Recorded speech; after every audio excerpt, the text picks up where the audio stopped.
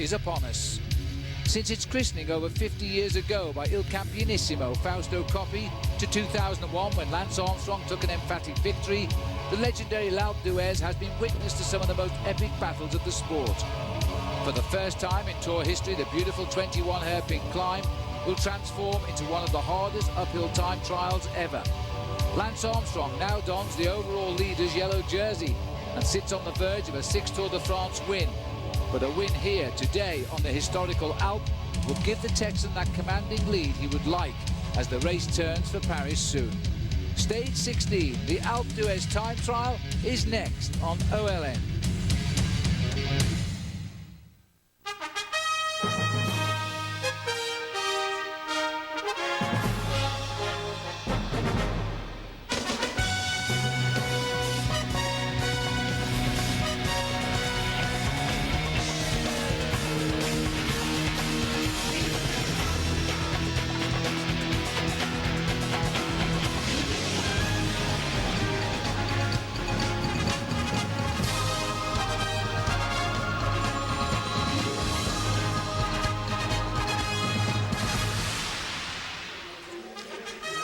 When Lance Armstrong dreamed of winning a 6th Tour de France, something no one has ever done, part of the dream had to be coming here to Alpe d'Huez and being dominant in stage 16 for the first time in the history of this great race, all 101 years, an individual time trial up the 9.7 miles that make up what is the most fabled mountain climb in Tour history. Somehow all these trucks in our mobile studio made it into Alpe d'Huez along with just about 1 million other people to watch this great race today, and it could be the culmination of what Lance Armstrong has dreamed of. I'm joined by Paul Sherwen, of course, Phil Liggett and Bob Roll. And guys, before we discuss what's happened, what's going to happen, let's go back and show you what happened yesterday. We've been waiting because Jan Ullrich has either been very, very quiet or very, very beaten in the Pyrenees. Yesterday, in stage 15, day 1 in the Alps, he broke away on the only category 1 of the climb, the toughest hill. He picked up a couple of stragglers from the initial breakaway. U.S. Postal did not panic. Floyd Landis was enormous. So was Jose Acevedo. And joining there with some help from CSC, the team that represents Ivan Basso and the greatest challenger to Armstrong. The yellow jersey of Thomas Voeckler could not keep up with the pace, and he quickly fell minutes behind. But the pressure to pull away from Armstrong and U.S. Postal was tremendous. Ullrich built up a lead of about a minute. Still, Armstrong and his blue train mates kept up the pace. The pressure to gain back more than 6 minutes that he trailed Armstrong by just forced Ullrich to do too much. There he almost lost it in the turn, hitting the gravel but losing seconds, and the slow but steady won the race. U.S. Postal reeled in Jan Ullrich, and Lance Armstrong then was prepared for a sprint finish. For the third time in 4 stages, it was him against Ivan Basso. Knowledge of the course to cut it as closely as possible on that left-hand sprint to the finish. Armstrong, with an enormous burst of otherworldly energy, claimed not only the yellow jersey, but the stage. Watch the tension in his muscles as he exuberantly thrusts a fist in the air like Tiger Woods, like Derek Jeter, like Michael Jordan before him. Lance Armstrong now sits with the 61st yellow jersey of his amazing Tour de France career. He has spent in his lifetime 2 months standing on that very podium. And now the general classification, with Thomas Voeckler falling way back, includes Lance Armstrong, who gains 8 seconds with the stage win over the Italian riding for CSC Ivan Basso. But the difference in total is 1 minute 25 seconds. Andreas Kloden from Jan Ullrich's team is the closest one to Armstrong at 3:22. Continuing in the top 10, you see Thomas Voeckler has actually been slower by about 20 minutes to Lance Armstrong in the last few days. 9:28 he trails the new yellow jersey holder. As for rivals, it looks like it's Basso and little else. Jan Ullrich is now still about 7 minutes back. Levi Leipheimer, the American, had his best chance to win a first ever Tour de France stage, but it was not to be. Let's talk about what we saw and start with you, Paul Sherwen. What did you see? I think body language, when I saw Lance Armstrong come across the line there, it was an emphatic victory, but it was an emotional victory too. It's much more emotion, and Bob will agree with me, when you cross the line in a sprint. It's like an explosion of emotion that comes out. Armstrong really enjoyed that victory yesterday. Bob, it played out again. Ivan Basso against Lance Armstrong, but the stakes were totally different this time. Stakes were very different. It was probably the most exciting stage we've seen in the Tour so far, not because the course was that difficult, not nearly as hard as Plateau de Bay, for example, but because the racers brought the race alive, especially Jan Ullrich, the big German, finally, for the first time in the Tour, put in an attack. It didn't go anywhere, but you will always miss every shot you don't take. And luckily for us, Ulrich was on the attack, but Postal a little bit too strong. Phil, you don't need to know anything about cycling if you watch just a little bit to see what teamwork did for Lance Armstrong. Considering comparison to the other 5 wins that he's had, is this the best team effort? In my opinion, he's got the best team we've ever seen. I know we've said that before, but he is in total control of this race. I think CSC made a mistake yesterday. They called back Jens Voigt from the breakaway, and then he started driving at the front. But what he was doing was closing the gap to Ulrich with Lance sitting in his slipstream. And they've been heavily criticised in Denmark for aiding Lance Armstrong when, in effect, they had him isolated. They should have just stayed there and saved some energy. It might have meant Basso got the win. Let's talk a little bit about what lies ahead. 9.7 miles, Alpe d'Huez, famous place, not because it's beautiful, but because, as Paul Sherwen explains, it is an absolute killer. It is a shrine to the climbers of the world of professional cycling, moving away from Bourg d'Oisson. Look at the start there. There's just 1.5 kilometers of flat till they get to what I call kilometer zero. And then it is all up to the finish. This climb is famous for its 21 switchback corners. And as you can see them, they are amazingly strapped across the side of this mountain. When you get to the little town there of Huet d'Oisson, you think you've come to the summit. But no, you go around a corner and you look up above you. And there, nestling right at the top of the mountain, is Alpe d'Huez itself. It's an awful long way up to the summit. It's a long stage up to 1,817 meters. But I think it's the profile which makes this stage just that little bit more scary, because look at it. Apart from that little bit of flat at the top, it's all uphill. And watch out for that 11.5% kick just towards the end. So 15.5 kilometers, 10 miles. The last time we came here was 2003, and on that occasion, Iban Mayo was the winner. I don't think he's going to win this year, Phil. He certainly is not. Iban Mayo, of course, now out of the Tour de France. 24th time will have been to Alpe d'Huez. And Lance Armstrong, a winner, as Andy Hampson was a few years before him. There's the famous luck in 2001, inviting Ulrich to go with him. And this was pretty low down the Alpe at the time. And by the time he approached the top, that fast-pedaling cadence of Armstrong was second to none. Then we go into last year. Iban Mayo in the orange, waiting to attack as he did, because Lance Armstrong preoccupied by the whereabouts at the moment then of Joshiba Bolocki. Jan Ullrich also a man to challenge last year, but he's never really enjoyed his climb of Alpe d'Huez. Lance Armstrong always has, and I think that's why he'll probably win the time trial today. We go back to 2001 to nearby Chamrus on the other side of the Grenoble Road. And it was there again. Lance had practiced on that trial course many times. It was worth it. He put a minute into Jan Ullrich, who finished second. There's no doubt that Lance Armstrong once again is ready for his favourite discipline in the Tour de France, Al, and that's the mountain time trial. It's like the Lance Armstrong commemorative tour. We went to La Mongie and we were able to roll footage of something great that happened to him there. We went to Plateau de Bay. We were able to roll in something great that happened to him there. We come to Alpe d'Huez and we're able to do the same thing. Well, you know, Lance Armstrong is a tactician. They say this route was designed to make Lance lose, but all he does is get the route in front of him. He decides how he can win on the route presented to him. He trains on those specific stages. He says, right, I'll attack there, I'll attack there. He's done his attacking in the Pyrenees.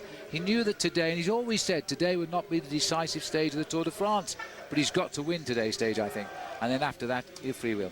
Paul, amazing preparation, mentally, physically, every way. Course management, you saw that little move at the final turn in yesterday's stage 15 to gain the lead, gain a little edge. Coming here, how many times do you think he's really done it? Is it 10 like they admit? 4 times in one day? What is it? Well, it's very difficult to know. I would say Lance Armstrong must have been up the Alpe d'Huez between 15 and 20 times this year alone. He came here in May, and then not quite sure that he had complete enough confidence, he came again in June. We were told by Chris Carmichael he went up 4 times on one day, so he knows this course, whatever. And I think, as you said, the way he went to the finish yesterday to the top of Villard-de-Lans, he will know every millimetre of this course today, and he wants to win. Bob Roll, yellow jersey, gets him to go last. He gets... Oh, sorry. Yeah, he is Bob Key. This Phil. is for you. This is the new Bob Key fan club. All right, I'll put it on later. He'll start last in the yellow jersey. What extra advantage does that give him? Well, that gives him a huge advantage in that he can get time splits from his rivals throughout the race. Every kilometer, Johan Bernil in the team car can wire ahead to Lance in his earpiece and say, you're 30 seconds behind, up the pace. You're 15 seconds ahead, keep it steady. So it's a huge advantage to go last. We are going to see some guys explode on the hills of Alpe d'Huez today. I don't think there's much doubt about that. How many? What are the pictures looking like? Who knows? We'll take a break prior to stage 16. Not just any other stage. The most famous stage, the most famous mountain in the Tour. The American story when we come back with Phil and Paul. 16 millions will be watching a little bit less than 10 miles up the side of Alpe d'Huez. Al Trowick along with Phil Liggett, Paul Sherwen and Bob Roll. By an unscientific count, I think there were 2 Americans in Belgium. It grew to about 5 in Brittany, and now we've got thousands. Let's find out. Are there any Americans out there? There you go. And they've had a lot to cheer for. It begins with Lance Armstrong, but continues on to 2 of his teammates, George Hincapie and Floyd Landis, who've been amazing. And there at the end of stage 15 was Levi Leipheimer, flirting with winning a stage win for the first time of his career. There were many American stories to watch in the Tour and yesterday. There most certainly was. And yesterday, of course, we also got to speak about one of the other Americans, Christian van der Velde, who rides for Roberto Heras's Liberty Seguros. There he is, number 118, sat at the back of the group, of which there were 4 Americans in here, including Armstrong, Levi Leipheimer and Floyd Landis on the front, the workhorse. He was brilliant as he held the pace here, and then, just as it was looking like a bunch sprint at the top from this group, away went a brilliant move by Levi Leipheimer. Joining Richard Virenque and Michael Rasmussen, his teammate, he then started to drive. And once he met them, he sort of only kissed them off, and he continued on his own here. And this looked like the move, because Leipheimer, lying 14th overall in the race, was now clear. But it wasn't to be. They went after him, they swept him up, and they really did turn on the style to come, as we know, in the end, victory for Lance Armstrong. The Americans always have the part to play in the Tour de France these years. There's the situation. Leipheimer came up, though, from 14th to 10th. George Hincapie in his teammate role for Lance Armstrong still rides high in 33rd. Landis there in 35th. Bobby Julich 49th, and Christian van der Velde in 63rd. Great performances by the Americans, Al. Paul, what's your favorite American story? Well, I think really Floyd Landis. Floyd Landis yesterday was phenomenal. And Lance Armstrong actually yesterday admitted it. Theoretically, you know, they've got everything structured. Everything is supposed to work to plan. And in fact, Floyd Landis is not supposed to be there at the end. Yesterday he was, and he absolutely turned himself inside out for Armstrong. That, for me, was the performance of yesterday. Bob, no kidding here. You must want to pinch yourself sometimes to see what's going on in American cycling from where it started. It's incredible. It's amazing for me to see the quality of athlete that is racing here in Europe. All the guys, all the Americans in the Tour are almost leaders of the team, except for Lance's 2 American teammates, Floyd and George. You have Levi Leipheimer, the GC man for a Dutch team, Rabobank. Christian van der Velde in a fantastic role for Roberto Heras's Liberty Seguros squad. Bobby Julich, co-captains at the start of the Tour, perhaps, with Ivan Basso. And it's just so wonderful to see how good the American athletes are. There's only a few in Europe, but all of them are awesome. And yet here today, Phil, it doesn't matter what country you're from. If you survive and get to the top of Alpe d'Huez, you're part of a separate country, a country of people who only live there if they've survived the mounts. You win the respect of the whole world, because many of them, of course, come here to ride the bike, and when they get to the top, the first words are, God, man, how do they come up in such a time like they do? Because it is a cruel, cruel climb. But, you know, ever since Jonathan Bowyer came to the Tour, Al, back in 1981, there was no queue of journalists to speak to Jonathan. I could always get words off him every day. But he was the forerunner, and a very good cyclist, by the way. But, you know, once then they followed on with Greg LeMond, Andy Hampson, and, of course, along came Lance Armstrong. The athletes of the world are now afraid of the American cyclists, because they know they come to the Tour de France with an attitude which is to win it, and they're always afraid of those athletes now. All right, guys, have a great call today. Stage 16, looking forward to it. We'll take a break, and now it's time to get down to racing. 157 of the best riders in the entire world. Watch what happens to them when they try to climb Alpe d'Huez as fast as they possibly can by themselves. The beauty of the Alps is waiting now for the riders to start their attempt. 50 of them already have made their climb at 1 minute intervals. But of course, I will tell you and remind you that as the riders continue to start, there is a massive crowd on the Alp now, enjoying the spectacle of the first ever time trial on these slopes. And at the finishing line, where the riders are racing to, no one has yet arrived at the finishing line at the moment. As I say, 51 riders, that magical number in the Tour de France. It's won it a few times. 51 riders have left the start house. Of 51 men, Paul, are really in great pain right now. A lot of riders in great pain, but we're going to have to wait quite a long time before we see the big heroes of the day coming onto the slopes of the Alpe d'Huez. Riders like Lance Armstrong, Jan Ullrich, Andreas Kloden and Ivan Basso all start right at the very end of the bike race. And in fact, Armstrong starts to come into the gate and leaves at 2 minutes to 5 o'clock here local time in France. We're looking down onto the shoulders here of Matteo Tossato, and he's been an integral part of the lead out for Alessandro Petacchi, who wasn't in fact able to dispute very many of the sprints here at the Tour de France. He in fact was eliminated because of a crash in the early week. He has in fact started training again, and we're expecting to see him racing towards the latter part of the season in races like the Vuelta a España. That's the corner. As they go around here, this is the point where they've covered 1.5 kilometers. The race is basically completely and utterly up the slopes here of the mountain of the Alpe d'Huez, and it's 13.8 kilometers of climbing. The time trial itself is 15.1 kilometers, but they do have, at least the organization will be very kind to give them around about 1.5 kilometers of flat before the race finally kicks up towards the summit. Well, as we watch here, one rider making his way up the mountain. Officially, this is Matteo Tessart, as Paul has said. The organisation are saying 900,000 is the official figure on the mountain. That is unbelievable. That is incredibly insane to imagine that there are 900,000 people watching in the space of just 15 kilometers. But it's not just the people who were coming up last night and the day before. People have been coming here for around about 2 weeks to find the best spots to park on this very short alpine pass. So, sorry, Paul, just getting a lovely idea here of watching all of this. Look at that crowd. That is incredible. Gentle wind blowing. It's a beautiful day. Can't recall a day like this on the Alp for many, many years. We have spent sometimes, Paul, in this commentary box. We've used every piece of clothing we brought with us to stay warm. But today is just a stunner. And the crowd have turned out in the tens and tens of thousands. It is a festival of cycling here this afternoon, but this is only the bottom part of the climb. You know, it's amazing the number of people who've turned out. Towards the summit of the climb, they've actually barriered off around about the last 5 kilometers just to make it that little bit safer for the riders. But the crowd, I think, are going to cheer every one of the 157 riders left in the bike race here, Phil, along the early slopes here of the Alpe d'Huez. And it's a phenomenal multinational crowd of spectators who've turned out. Just watching one more rider going down the ramp as he makes his start here. That is Fletcher, Juan Antonio Fletcher, the Italian who won one stage last year. He's tried this time and he's been unlucky not to get victories so far, but he's riding another good Tour de France, that's for sure.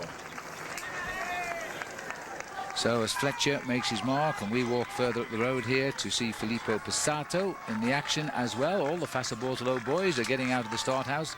Had a very good start at Tour though, 3 stage wins already. Anyway, let's talk about our Energizer rider profile, and of course that means the athlete of the day, Basso.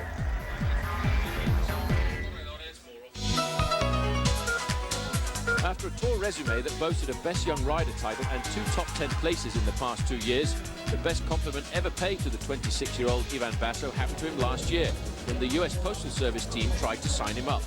The sensible Basso knew that if he signed for the Postal, his chances of riding as a team leader would be squashed, and instead he opted to sign for Bjarne Riis's CSC squad. Despite CSC having 3 potential contenders for the GC, Basso emerged as a true leader in effortless style on stage 12 to La Mongie. He matched Armstrong stroke for stroke on the final climb. His face relaxed, while Armstrong looked pained and focused. A small acceleration at the end gave him his first victory of the year, his first Tour de France stage win, and suddenly the pressure was upon him, and the acclaim that accompanies being Italy's next great hope. He's proven his form in the mountains, and after a trip to the MIT wind tunnel this spring to work on his time trialling ability, maybe he'll cause a surprise in the final race against the clock, which will be the last real test as to whether or not Basso is the precocious talent he appears to be.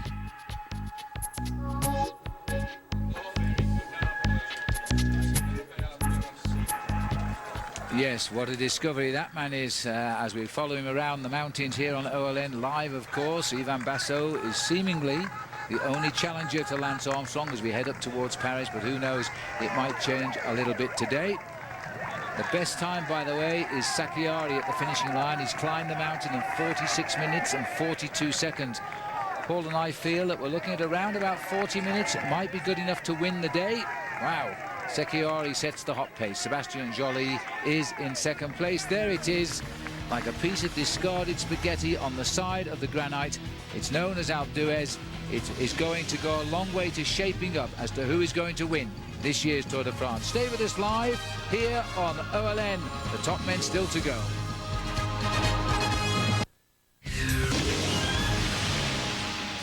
In 1952, the great Fausto Coppi climbed this. What a road it must have been then, the first time the Tour came up here. Then there was a gap until 1976. I have to say I've seen every climb since, but I'm not sure that's a good thing. There's the snows and the glacier. That stays all the year round, but you just come down about 3 kilometres and this is what you find. A rider coming up to finish, Ludovic Martin. We expect the best time off this man. Oh, yes, he's going to walk in here by some 3 minutes because he's been knocking off Secchiari at all of the time checks. A great finish. There he is, Paul. Best time for Ludovic Martin, 43.52. Another good performance for the French. Very good performance, that 43 minutes. That will put him quite possibly in the top 15 or 20 at the end of the day, because I still see the winning time being around about the 40-minute margin. But it'll be interesting to see a little bit further down the slopes. We're waiting to see the big boys start. You know, Lance Armstrong won't climb in until 2 minutes before 5 o'clock here local time, but after that, or before that, it's a question of all of the riders starting in front of him at 2-minute intervals. And the man who starts directly in front of him is going to be Ivan Basso. Basso himself has been very meticulous in preparing this Alpe d'Huez stage, and he himself admitted that he rode the Alpe d'Huez stage 5 times in 2 days. Yes, well, Basso, Ulrich himself has also done it, but I don't think anybody's climbed it as many times as Lance Armstrong has in preparation, but they have been here. They're taking on what the American has started. That's a good look at the courses that the organisers lay out. Never used to be that way 20 years ago. The riders used to, the first time they would see the route would be when they rode the race. These days, though, when the race can be decided by split seconds, the big boys come and check it out, and they learn the corners. They learn how they can take time off by just simply riding the corners better. On these hairpin bends, some of them kick up very, very steeply on the inside, so it's sometimes wiser to hold your rhythm and go wide and not be bitten by the steep slopes right on the inside. I was just talking to Laurent Fignon before the start, and he was saying that this is an unbelievable brute of a climb, and you have to be very careful and economical in your effort in the early part of the race, because he believes that you can make a big difference in the last 3 kilometers, especially if you've enough energy left in reserve to accelerate. The gradient gets slightly easier towards the top in the last 2 or 3 kilometers once you get into the outskirts of the town of the Alpe d'Huez, and that may well be what Armstrong is banking on. Looking down there through that mass of crowd is a green jersey. This is the best sprinter in the race, Robbie McEwen. McEwen today knows he has to ride an absolute flat-out time trial, because if he doesn't, he is one of those riders who risks the possibility of getting eliminated. Yes, it's a big, big day for McEwen, this. He really knows he's got to ride. He's a very composed rider, hates the mountains. They're not for him. And his words still ring in my ears of what he said in the opening week when he won his second stage. If they took the mountains out of the Tour de France, he could win the race. Look at this, an incredible character. Saw a few mates from Australia, perhaps. He's a very popular man because he very often gives us a wheelie when he comes over the high mountains. It's more of a sense of relief, I think, when he finishes the stage, rather than any thoughts of doing better than that. He's not riding too badly here. Coming up at the 9.5 kilometre check just now, and the best time is 26.16 through there. So Robbie going through, and I'm not sure where the line is. We'll wait till he stops counting. But only a couple of minutes, it looks like, behind. There it is there. So that's not a bad ride by Robbie, because Martin, who is already finished, set the best time there at 26.16. Robbie goes through 28.51. It's not a bad time, actually. That should keep him safe, I think. I don't think there's too much to worry about right now. He's ridden a very good first half of this course. Let's not forget the course is 15.5 kilometers, and you can lose big time over the top part.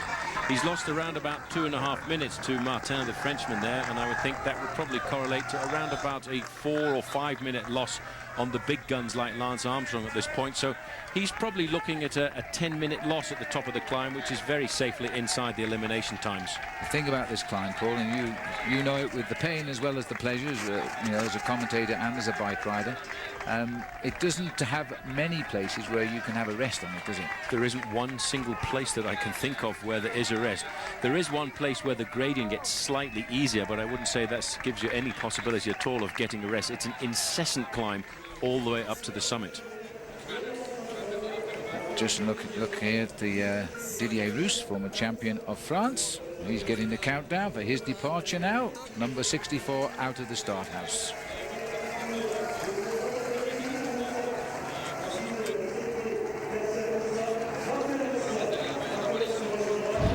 So as we see Didier Roos make his way. Don't forget, tomorrow we stay in the Alps. Bourg-d'Oisans at the bottom of Alpe d'Huez onto Le Grand Bornand.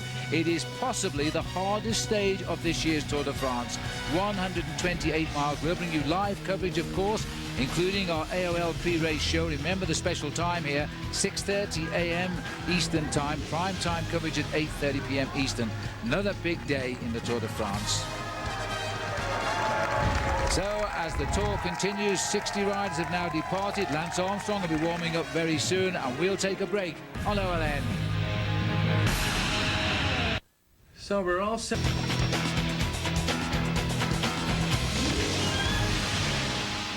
Bernard Hinault riding alongside Greg LeMond there, the winner in 1986. LeMond, of course, winning the Tour of that year. As we rejoin the action here, and we look here now at Matteo Tessato. I'm sorry, this is his teammate who's coming up the climb just now. This is Filippo Posato. As we cut away to the finish, the race itself now, Jean-Patrick Nazon making the line in 16th place. And just as Nazon comes up to the line, he won a stage. He won the last stage into Paris today. He needs a good time to keep him there. He's got 17th place at the moment. 50 minutes for him. Best time in 43.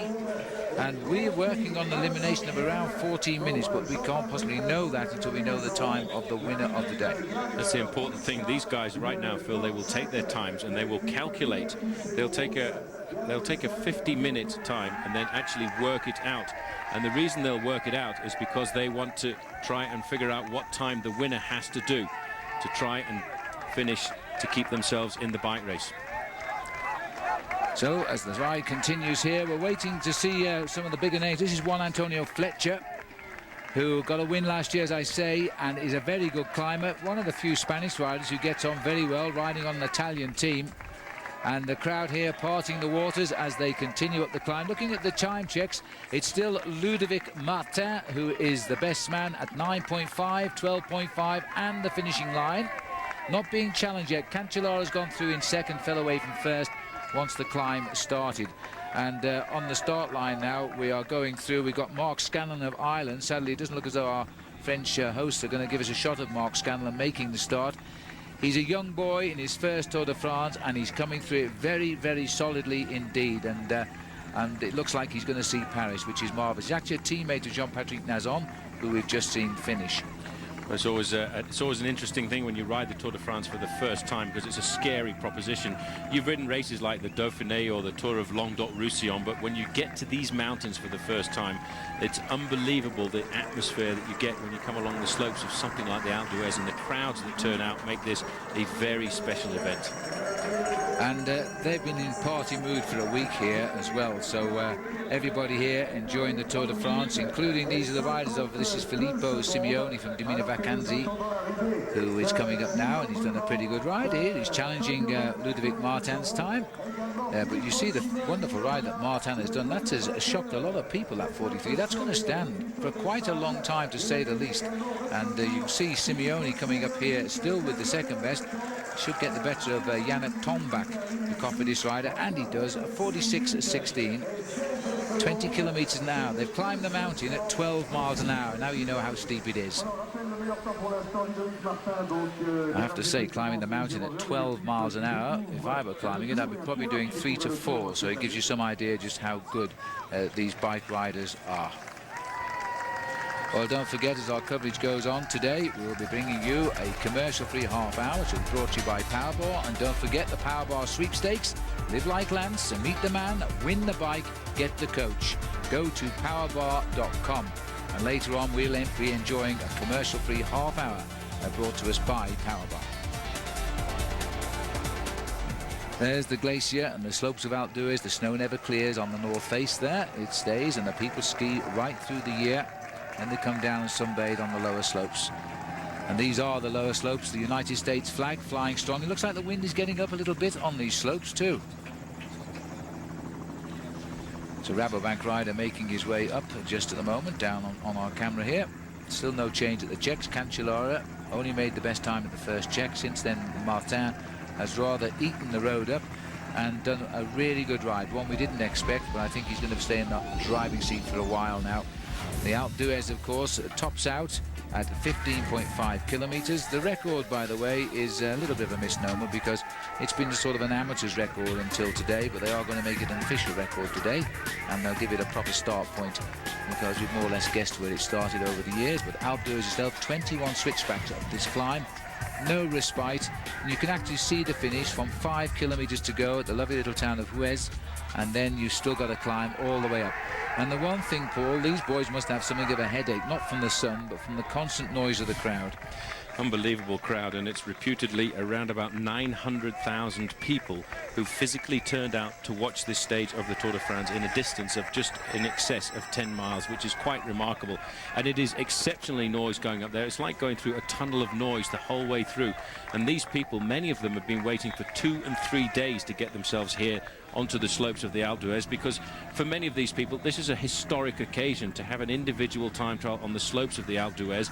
The first time it came here, it was won by a man known as the Campionissimo, Fausto Coppi, and since then it was about 20 years before the Tour came back, and it was then the Dutchman Joop Zoetemelk who won. And I don't know why we stayed away so long, because after that everybody said we've got to keep going to Alpe d'Huez, and they certainly did that. And the ski resort never used to open in the summer, but does now for the Tour de France, of course. Here we have Thor Hushovd, who's having a brilliant tour, to say the least, as he won't enjoy the day. He just wants to get it over with, and as you can see, working pretty hard. Let's call on the little running man and see how he's getting on. And for exclusive race highlights and behind-the-scenes action, AOL for broadband members, go to AOL, keyword Tour de France or AOL.com. Just look at the crowd down there on the Alpe. Even this grand man of this wonderful chain of mountains hasn't seen anything like this until today.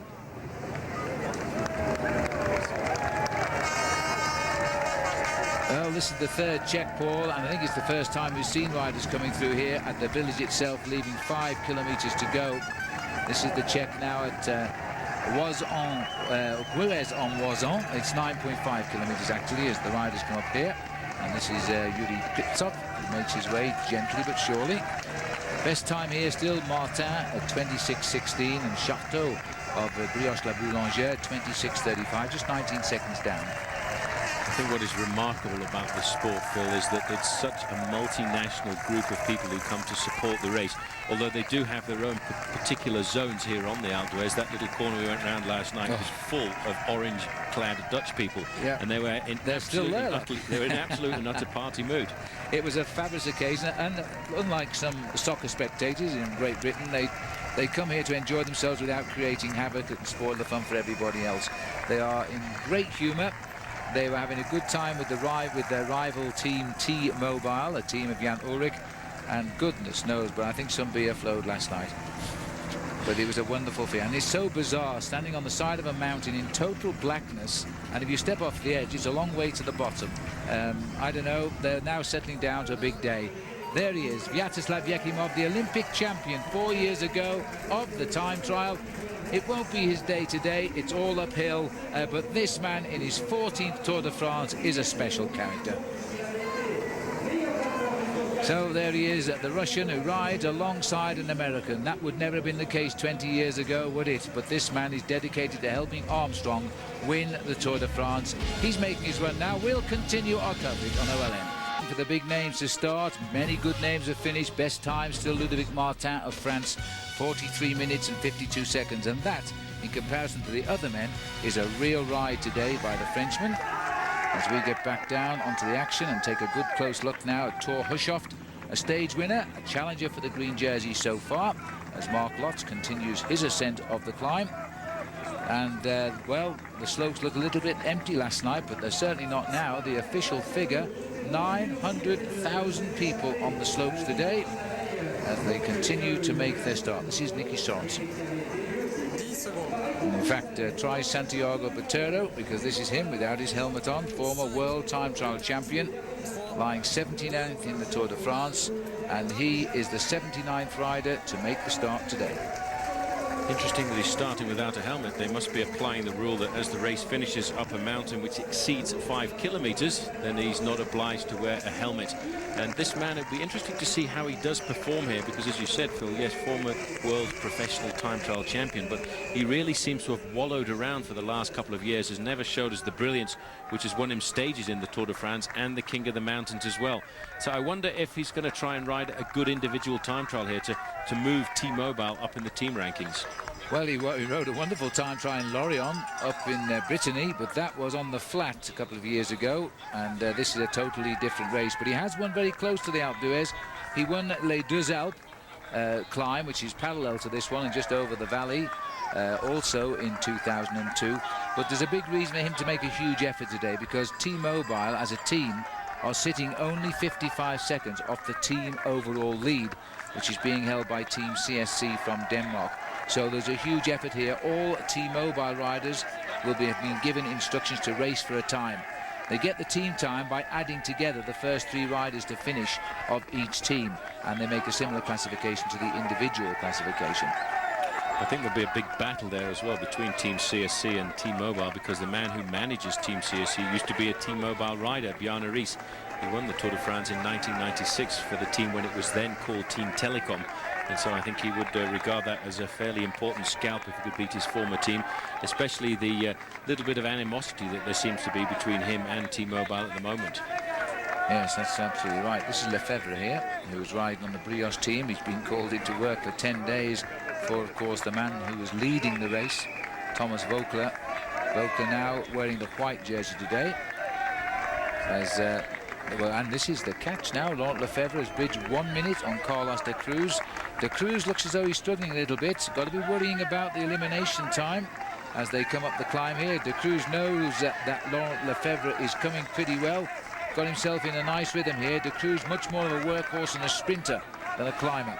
Well, this team of Brioche La Boulangère in the red and white strip there have been absolutely fabulous over the 10 days that they've defended Thomas Voeckler in the lead of this bike race since he took it on stage 5, and they really have ridden themselves into the heart of the French crowd. And it's nice to see, because they are one of the smaller teams, and a little bit further up this is a very good individual time trial pursuit here by Robbie McEwen. And I think McEwen will be quite happy to see his time if it's around about the 45-46 minute mark. Well, let's just see if he gives us a wheelie like he's done on the mountains around the world when he reaches the top. It's a very important time trial for Robbie, but this is one terrific ride by McEwen. Look at this in the top 20 as he comes to the line for the moment. That'll be good enough. He won't have to worry about elimination. Go on, Robbie. Do it for the boys as he hits the line, because he was an ex-BMX rider and a brilliant bike rider he was. He's getting his hands. Yes, there you go. Unbelievable. The crowd love him. What a character. What a character. That's pretty impressive, Robbie. I tell you what, after actually doing a very good ride, to pull a wheelie like that at the top of the Alpe d'Huez is pretty impressive. Let's just look at that in slow motion. And I'll tell you one thing, I think that probably hurt a little bit. Look at those muscles flex. I don't know how he does it. And it's a great ride. We really thought he'd struggle to beat the time limit. How could we have thought such a thing? Robbie McEwen has done a very, very good ride up the mountain today.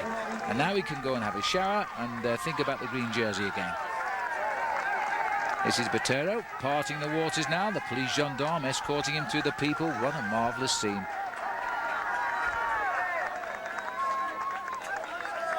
And so as we continue to look at the parting of the waters here, and don't forget our word of the day. Well, what else would it be? L'Alpe d'Huez is the word of the day. Log on to olntv.com and find out more. You could win an amazing cycling holiday right here in France. In OLN's Tour de France sweepstakes, word of the day, L'Alpe d'Huez. So the big names, of course, are still to go, and in America, one of those big names is George Hincapie, having a marvellous Tour de France despite having to work too for Lance Armstrong. There is the big man waiting. I am.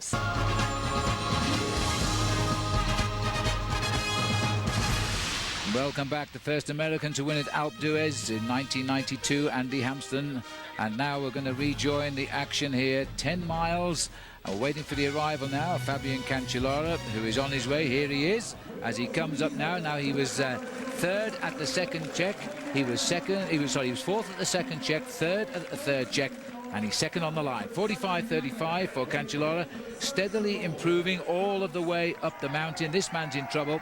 This is Thor Hushoff. He's just been caught for 2 minutes, by Laurent Lefebvre, as he's back to the start house now. This is Andrea Perron, well known by American viewers because he has a house in Steamboat Springs, which he spends time at, of course, but he lives in Italy, and he's raced a lot on American teams. And now, big effort for him. He was a late call-up to the Tour de France this year when Jörg Jatska fell off and damaged an elbow for the second time this year and was out literally days before the Tour. And Perron, they said, had good form. He was difficult to leave out in the first choice, and he came in anyway. So Perron is on his way now. And there is Lance Armstrong, very, very sociable today. I've seen him signing a few autographs at the moment. So he's not taking the pressure. And it's time now for us to have our Nike yellow jersey moment. And of course, it is Lance Armstrong. In the prologue, he really did throw down the gauntlet. Second was the best place because it meant he didn't have to wear the yellow jersey. Trouble, it all went wrong when they won the team time trial. He was all smiles. He now had the race leader's yellow jersey. He quickly got rid of it to Thomas Voeckler. Took him 10 days, and then in the mountains of the Pyrenees, he finished second behind Basso. And the next day, he beat Basso, and that was good enough. It gave him his 61st yellow jersey, which ranks him 3 in the world of cycling. The next target is the 78 of Bernard Hinault, and then the 100 or so of Eddy Merckx. That might take a little bit while longer, but this was the one he really wanted. He is now the race leader of the Tour de France at a crucial stage of the race because it means he will be last to start in the time trial. He went second, first, never been lower than 6th in this race since the beginning, and he's now back in the leader's seat. That's your Nike yellow jersey moment.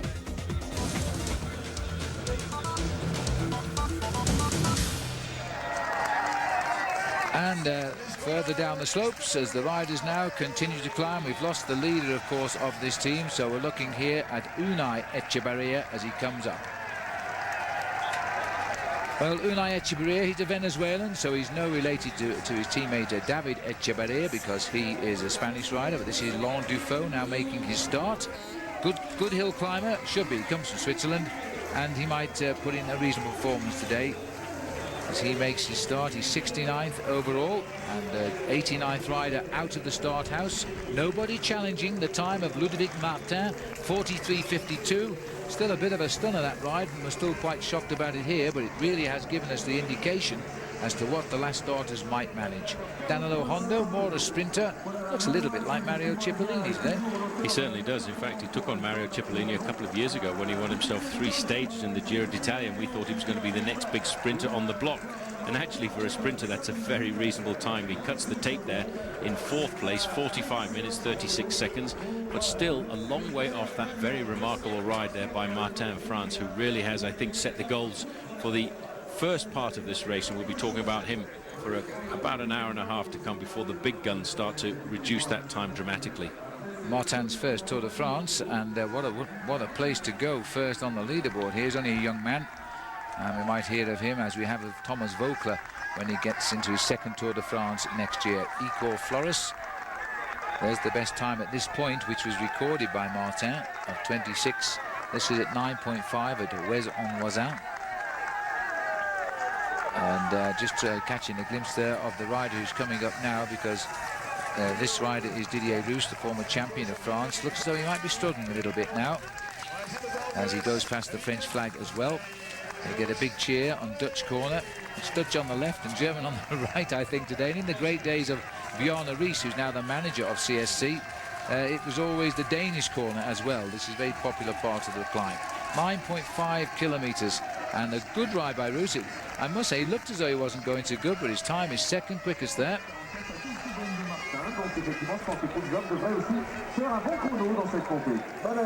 Just looking at the concentration on his face there as he continues his climb. It's only at 9.5 kilometers, that, so he's still a little way to go to the 15.5 kilometers to the top. So, as we see Icor Flores here make his climb up the mountain, parting the waters of the women, of the spectators. Let's have a look at our Subway Tour trivia for the day of Alpe d'Huez. The first mountains in the Tour de France featured in 1910, the first time trial 1934. What year was the first mountain time trial held? And who was the winner? And there's your choices. 1938, Badamontes, Charlie Gold 48, Jacques Anquetil 58. Your choice. I'll tell you when you come back. You know, I've been dreaming of riding with Lance. Armstrong's down. Bob, is that you? Oh, Bob, this is very, very bad. No.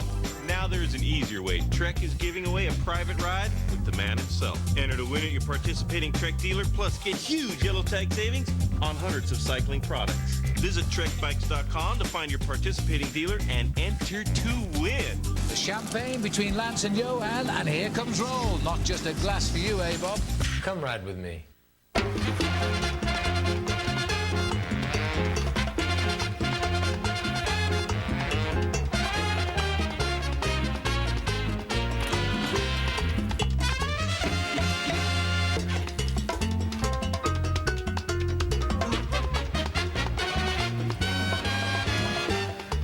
Great job, fellas. Great job. See you tomorrow. Tomorrow. Day in, day out. No one delivers more. Welcome back. We asked you in our subway question what year was the first mountain time trial held and who was the winner. Well, there's three great names there, but it was the Angel of the Mountains, and there he is on the left from Luxembourg in 1948, Charlie Gaulle. So Charlie Gaulle, the king of the mountains, won the first mountain time trial of the Tour de France.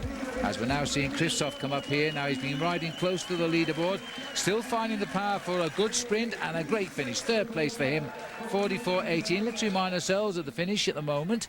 These are the top 9 riders. Martin is the best by far. Chateau struggled, only just lost out 7 seconds. Then it's a big gap to Christophe. Cancellara, Danilo Hondo producing an extraordinary good ride there. Martin Elmiger, the Swiss Phonak rider, 6th, and Filippo Simeoni in 7th place. Wouters and Tombak. But Martin is surprising. It's in his first Tour de France, and if you can produce a ride like that on Alpe d'Huez, which I think will look very, very good, even by the end of the day, we expect Ulrich, perhaps Armstrong, maybe 1 or 2 other good climbers to shave 2.5–3 minutes off that time, but that will still keep Martin up front. So, just looking at the rise, there's Christian van der Velde. He had a great ride yesterday in the Alps. He was in that breakaway. A little bit more luck. He would have actually stayed away to the finish, but life got a bit hot behind when Jan Ullrich did attack. So Christian van der Velde having a great Tour de France now on the Spanish squad of Liberty Seguros. 28 years of age now, comes from Boulder, Colorado. I know his dad, John, will be watching every inch of the way of his son, Christian, riding in this Tour de France. In 1999, he made it to Paris in 85th place, and he's going to do it again this time around. Just completing the climb. The wide streets here. Now, we might see a turnaround here. Watch out for this. 26.15 is still the best time of Martin at the checks. But Lefebvre, I think, has slowed a little bit. He's caught 2 men we know of. He caught Carlos de Cruz and the Norwegian champion Thor Hushovd, but we'll just see what he might do. Laurent Dufaux parting the waters here, the Russian flag in front, and the Czech Republic's flag rather in front, and Laurent Dufaux now going around this corner, heading for the first check. The second check, really. The first check is after 1.5 kilometres and doesn't really count because it's on the flat and doesn't give us a clue as to the way they might go on the mountain. I don't think that first check, that 1.5 kilometres, is really that much of an indicator, because the majority of riders will not want to start too quickly over the first kilometre or so, because if you go out of the gate too quickly, you'll asphyxiate your body, and then you won't have any oxygen left to handle the first couple of kilometres on this slime. And it really does kick up very deeply, this climb, once you come out of the town of Bourg-d'Oisans. And in fact, the first 500 metres is around about 10.5% average gradient. Well, Dufaux knows all about how to climb. This is his 11th Tour de France. He's had 1 stage win in his life to show for it in Pamplona back in 1996. He's twice finished 4th, once finished 9th, and that's about it for him. But he is a very strong mountaineer. A lot of people will know him here, and they'll shout at him. He's one of Switzerland's top bike riders. As we now pull towards Andrea Perron here on the lower slopes, making his move. Now on the flat, he's a very strong time trialist. Got into the medals in the world and Olympic distance of the old team time trial, which is no longer held for the Italian national squadra. But it's viciously hot out there today. That's also the thing. You see the rider's got the racing jerseys fully unzipped, and this actually forms a pocket, and the air locks in there a little bit, and it does feel a bit nicer for the rider. It was the 100-kilometre team time trial that he got the medal in. What was the medal, Paul? Do you remember? Yeah, it was a gold one. Oh, he was. It was the top one then. Oh, he did very well, didn't he? Quite good, yeah. No, I knew he was the Olympic champion. But it took 4 of them. It took 4 of them. It was a 4-man event. They don't hold that anymore. Here's a start by O'Grady, yep. And Stewie, despite the fact he has a rather nasty sore foot because he has one of those corns which had to be cut out on it, and yet it doesn't seem to have altered his ability. Stewie's a very tough bike rider. I've seen him on many occasions go out there and try and do dramatic things. He actually got himself 6 points yesterday on the road in the race for the King of the Sprints classification, the green jersey race, which is being led by his compatriot Robbie McEwen. But I have to say it's probably the hardest way of getting himself 6 points. He went away in a breakaway at 53 kilometres, and 100 kilometres later he jumped away from the group to get himself the first place. Well, this is Pierrick Fedrigo just going outside Martin's time there. That's a good start by the Crédit Agricole rider. Just fine. No, he's still counting. He hasn't got there. Here it is. But it's still the second best time. At the moment, we've lost the placing, but it'll come back. A little bit of a hole in the camera lens. 26.26 at the moment. It's a very good ride. Good ride by Fedrigo, but further up the slopes you can see just how hot it is, and this man in fact is not riding a skin suit here this afternoon, which indicates to me that he's not taking it all that seriously. Armstrong would never dream of doing this. He spent a lot of money in the laboratories at MIT in the United States to actually study his aerodynamic position, and he's very fortunate in the fact that the yellow jersey is actually sponsored by the company that sponsors his own racing clothing, and he will be able to wear a yellow jersey this afternoon, which is probably the most aerodynamic skin suit possibly existing today. Andrea Perron making his climb up the mountain then. Not thinking of anything except probably elimination times. He knows what the sort of ride is now that the message will come down to the bottom. What sort of times are being recorded at the top? And so they know they'll be working out what they expect the likes of Armstrong, Ulrich and the late starters, Mancebo, to do. So they're always thinking of holding on to that elimination time. We think it'll be around 14 minutes slower than the best time of the day. And that isn't very much, you know. I mean, it is such a hard climb, you could concede 14 minutes today.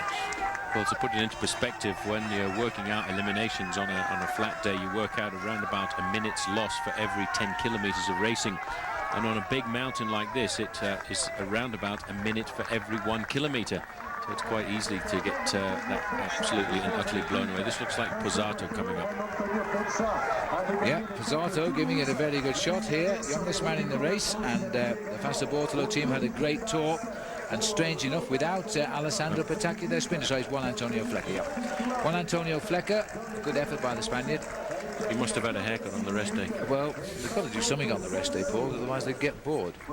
Absolutely. But he's a man who I think will be looking for a breakaway over the next couple of days, maybe for one of the long escapades, which I think is probably going to dominate the stage on Friday. A lot of riders very worried about tomorrow's stage, which goes over 2 very big climbs. Here is Laurent Lefebvre, though. And only half a minute, if that, behind the man who started 3 minutes ahead of him in Juan Antonio Flecker. Lefebvre has slowed a little bit, and as you can see now, he's continued to slow despite catching the riders in front of him. He's going to pierce the top 4 or 5 riders with this finish, and he's racing up to the line. So the Brioche La Boulangère rider hitting the line there, just about 4th place.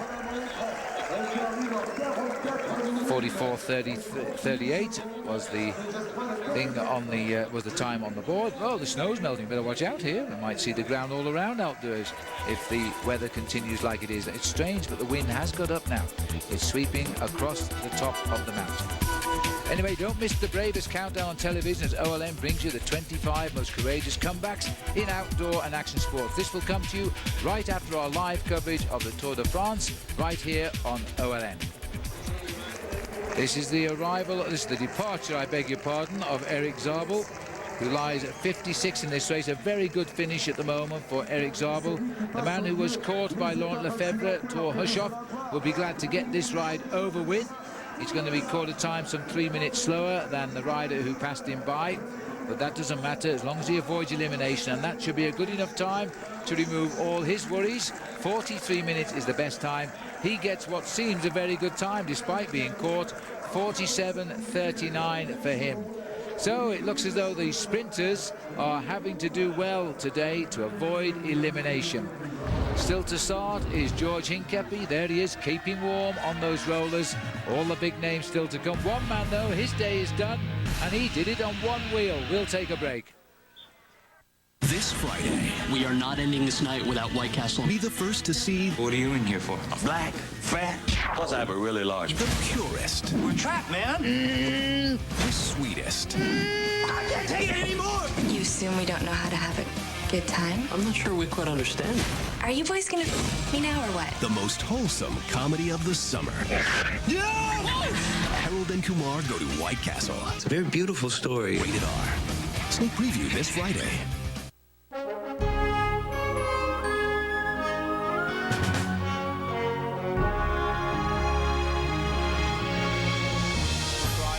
Beautiful climber there, Marco Pantani, sadly no longer with us. He won the climb here in 1995. What a popular occasion that was. Everybody, I think, loves or loved Marco Pantani.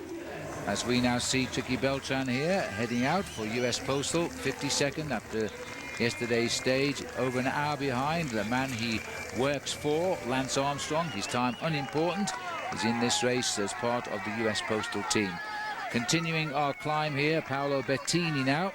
Don't these guys look rather different when they don't wear those familiar crash helmets as they make their ascent? The rule is they don't have to wear them today because this is the final climb of the stage. It is the only climb of the stage, and it is more than 5 kilometers in length. So there we go, up the mountain. Don't forget, as we watch the crowd part the ways here for Paolo Bettini for exclusive race highlights and behind-the-scenes action. AOL for broadband members, go to AOL keyword Tour de France or AOL.com. Massive crowd, the United States Star Spangled Banner on the far right of our picture. There's plenty of those this year because there are thousands of Americans here. So Michael Bogart we're looking at. The American cyclist Bobby Julich will be starting very shortly now. Already on his way, Jose Ivan Gutierrez. He will be chasing Manuel Beltran, as Bobby Julich is now about 3 minutes at the most away from his start. And feeling very, very happy with his tour, I think, and in the Team CSC, which is having an extraordinarily successful tour. Bobby will have to go for a big ride today, Paul, because they lead the team race, and he'll be one rider that they'll expect a counting place from. It's a big battle in the team race between two teams CSC, who are separated by 55 seconds from Team Mobile. That's the other Echevarria, David Echevarria, in this occasion, and Padrinos can't be too far away because the car here following Echevarria has got Padrinos written on the front. Well, they're allowed a bit of confusion. By the way, when these cars get to the front here, they're borrowed very often off the public sometimes. Their names, because the public want to be there, of course, to follow the riders. And then once over the top, they go down the other side, change the name boards and follow another one up. There is another way off the mountain, which is specially closed for it. Here comes David Echevarria, and this is an amazing ride right as we switched away from it, so I don't know what's going on there. That'll be the best time. We haven't got any information on that at all. I'm not sure that's not a mistake right now, as we're looking here at the arrival of Didier Rousse, which might be a little bit more of a gain. 4th place for Didier Rousse, former champion of France, and again another solid performance that won't worry anybody too much at this moment, but he's well in there. 5th place over the line just now. But Ludovic Martin, who is on the unfashionable and last team to come into the Tour, RAGT Semence, he's got the best time in his first Tour. Well, we're around about an hour and 10 minutes away from the start of Lance Armstrong. Armstrong will climb up into the starting gate at 2 minutes to 5 o'clock here local time.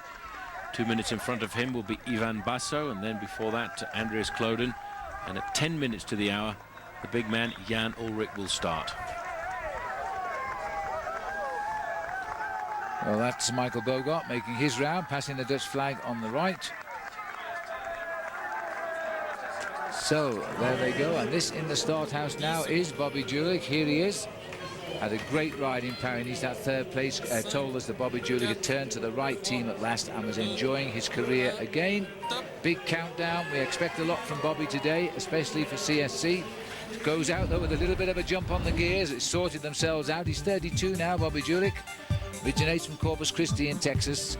Great position was that 3rd place in Paris, and of course never let forget his 3rd place finish in the 1998 Tour de France, which was won by Marco Pantani.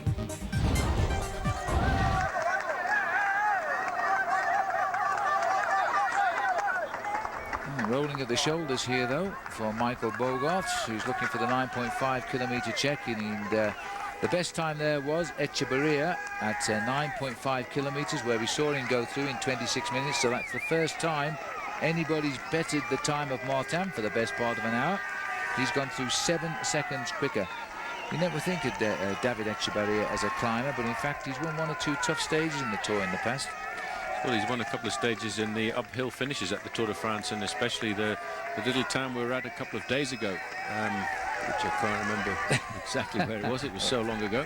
Le Guerre, that's right. Yeah. It was a difficult finish, and he was the winner there when the race came a couple of years ago. That's right, Saint-Flour, yeah. Saint-Flour. We've had been so many towns now, they're merging into one as we travel around France. And the brain becomes a little bit addled because, of course, our day is as long as the riders and longer. We get to a hotel usually around 11 o'clock every night, having driven the route of the next day's stage to have a look what it's like. But even so, as we see now, David Echevarria might be the first man to challenge what has been an audacious ride by Ludovic Martin. This is still Dufault down there, and I think we might expect Dufault to do something rather... In fact, yes, it is still Dufault down there. Juan Miquel Mercado, I beg your pardon. Juan Miquel Mercado. I thought he didn't quite look like David Laurent Dufault. We're having a great time here at the moment. Well, over to you. I think what we have to work out is what's going to happen is the times will just become lower naturally, because the men at the top end of the overall classification are already more talented climbers than the men who start in the first part of the day. And as we get to the top 20 or 25 riders, they're much more gifted climbers, so their times will naturally start to bring the clock down and bring us inside of the time checks that we're getting at 9.5 kilometers and 12.5 kilometers. I think the next man to really seriously look at putting in a good ride is probably going to be Michael Rogers, who starts at around about 10 minutes after the hour. Rogers is dreaming of riding in the top 20 at the Tour de France this year, and interesting to know that he may well be given the world title from the time trial from last year. He finished second to David Miller, who in fact just recently has admitted to doping before the World Championships last year in Hamilton, and is more likely than not going to be stripped of his title. Very sad for Miller and for Britain, but it'll be great news for Australia and for Michael Rogers. Number 1 swinging in the breeze there. We're just checking the weight. This is the check, and it's being done by the first American to referee this race. That's Tom Nee there, and he has proved the bike of Lance Armstrong. So, or has he? There's a little bit of discussion going on there. Well, as we move away, we actually go away to have a look at Vyacheslav Yekimov. We'll find out more about that as time goes on, of course. A little bit of discussion going on down there. Vyacheslav Yekimov now goes through the 3-kilometer mark. All right, well, I think while we're watching Ekimov, the Blue Train Bike Beat is what's next, and now it's time for that with Frankie Andreu, all about the climbers. Since 1999, Lance Armstrong has won every one of his Tour de France victories on a Trek bicycle. And this is the bike he's going to use on the Alpe d'Huez time trial. It's the Madone SL with a custom Project 1 paint job that Lance likes. This is 1 tin carbon. Trek also has a prototype bike, which is a combination of 55 GSM and 1 tin carbon, but this bike is already at the UCI minimum weight limit. Now, since rotating weight makes such a difference, they have special extra lightweight wheels. These are the 55 GSM wheels. They're half the density of the other climbing wheels, and for the pair, they only weigh about 1,000 grams. Also, Shimano has a pair of one-off, extra lightweight pedals for Lance to use on the uphill time trial. Now, if I had to pick a bike that I wanted to use to go uphill on the Alpe d'Huez time trial, I think this Trek might be the one.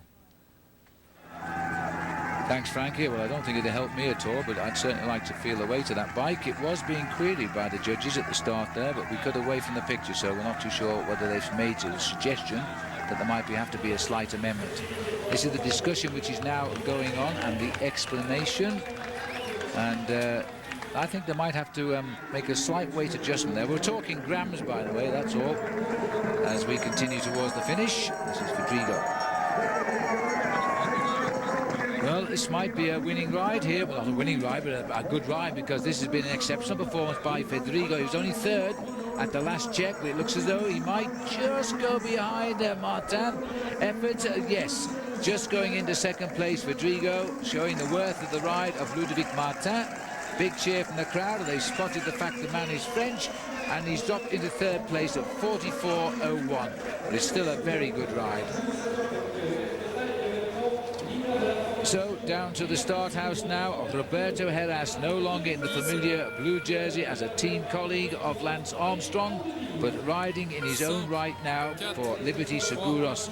It hasn't been a great tour at all for Roberto Heras, but you know, this is the sort of race he could win today, and that would make a great tour for him if he could. So Roberto Heras is now the rider underway as he makes his way up Alpe d'Huez. So as we take a break, there's Sheryl Crow waiting for her partner to make his start.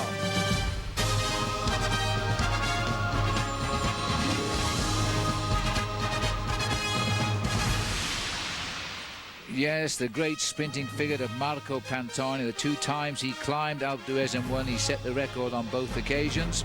As we return now to the time trial today, here on the mountain of Alpe d'Huez, there are officially 900,000 spectators, and it is absolutely amazing. We're talking only a distance of just over 9 miles, and the crowd are living through an absolute dream here today. No change in the overall. We're still looking at Ludovic Martin surprising us all with a 43:52.59 seconds. A ride, a brilliant ride for him up the mountain today, and he's surviving as the riders come and go.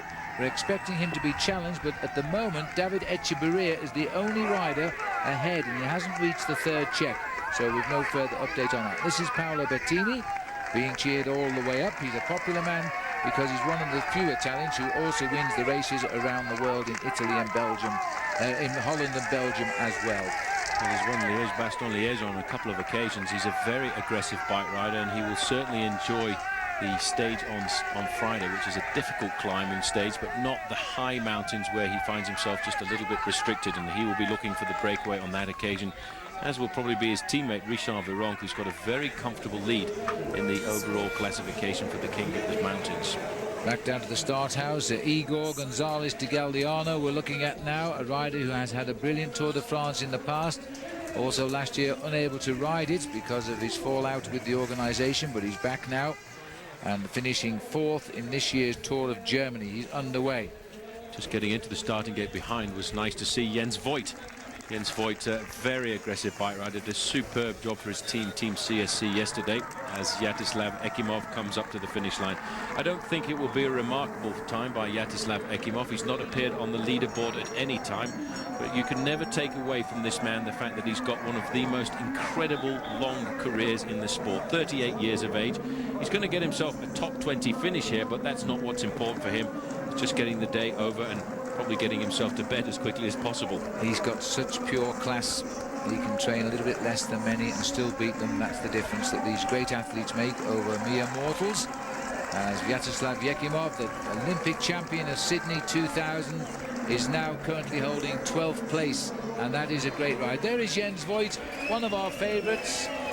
You can hear the cheers. That's for Ekimov as he's just ridden straight through the crowd here up towards the team car, and they do give him a big round of applause. Jens Voigt is underway. This guy only knows one thing: to ride a bike as fast as he's physically capable of doing. Well, I tell you what, Phil, the stage is a very difficult stage. There's 1.5 kilometers of flat at the start of the course, but what is really difficult is the 13.8 kilometers of climbing at an average gradient of 7.9%, taking us up to 1,850 meters in altitude. And in fact, some of the steepest climbs are actually near the summit of the climb, and they kick up at 1 or 2 stages to 11.5%. Yeah, it hurts, believe me. And the day is a little bit cloudy now on the summit, but it certainly isn't going to rain. It is still extremely warm here. Don't forget that this is the warm-up, the hors d'oeuvre, if you like, with all of these riders. As again, this is Santos Gonzalez, who started off well. He slipped away a little bit now in the overall. Dropped down. He's the 122nd rider to start at the moment.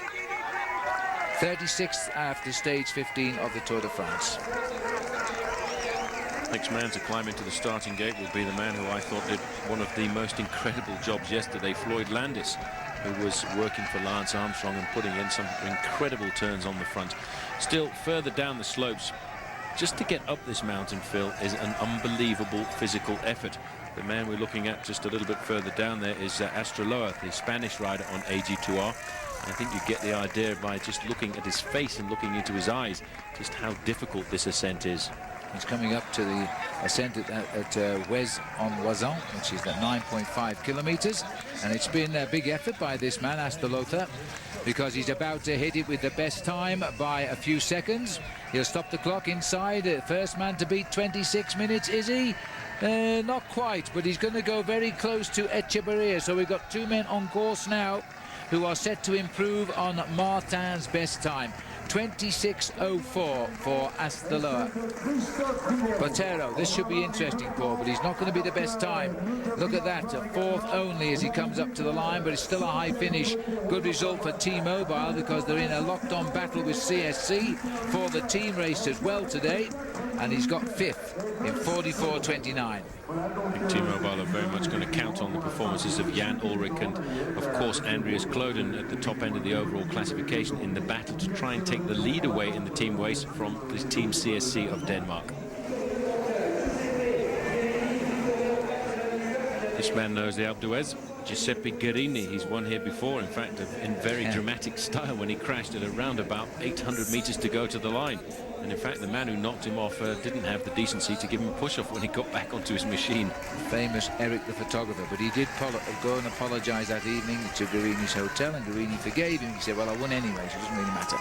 He's underway now, and he can relive the climb that took him to victory on this mountain a couple of years ago now. He'll get the flat start there, run around the back, turn off the highway from Bourg-Boison, and then it slaps you in the face, and then you climb until you reach the finish. And that's where Paolo Bettini is, midway up the climb now. We haven't got anything through on the actual, his midway time points at the moment, so he's not piercing the leaderboard just now, Paolo Bettini. Bettini riding a fairly standard bike. You can see he's got no aerodynamic clip-on bars.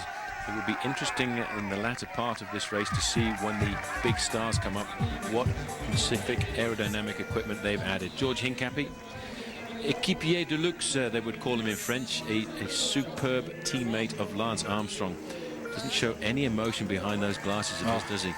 This man is a complete bike rider. He can do just about anything, and he's underway now. Big effort required. George Hincapie, you know, is a rider who has won single-day races. He comes from Greenville in South Carolina. 29 years of age now, George. A big win for him this year was the 3 days with the Panna, which is on the coastline at Belgium. Very hard race to win. It's for a hard man. And a brilliant fifth place this year in Paris-Nice. So, for him, though, as he's underway and making roads, it's his 9th Tour de France. As we now see, this looks like Iker Flores, I think, coming in. Or is it David Echeverria? It didn't look like him with his mouth open, but it should be a new best time here, because as he's come off that final bend, David Echeverria has lived through all of the time checks, which we haven't been getting on our computer just now. But David Echeverria is going to be desperately close to slipping behind this ride by Ludovic Martin. He has indeed. Echeverria hits the line. He's just missed out. 43.57. Martin is staying the best man at the finish. That's incredible. So as we see David Echeverria here continue to the line, he's gone across and he's in second place. Remember, George is underway, but the other big boys are still to start. We'll take a break on OLN.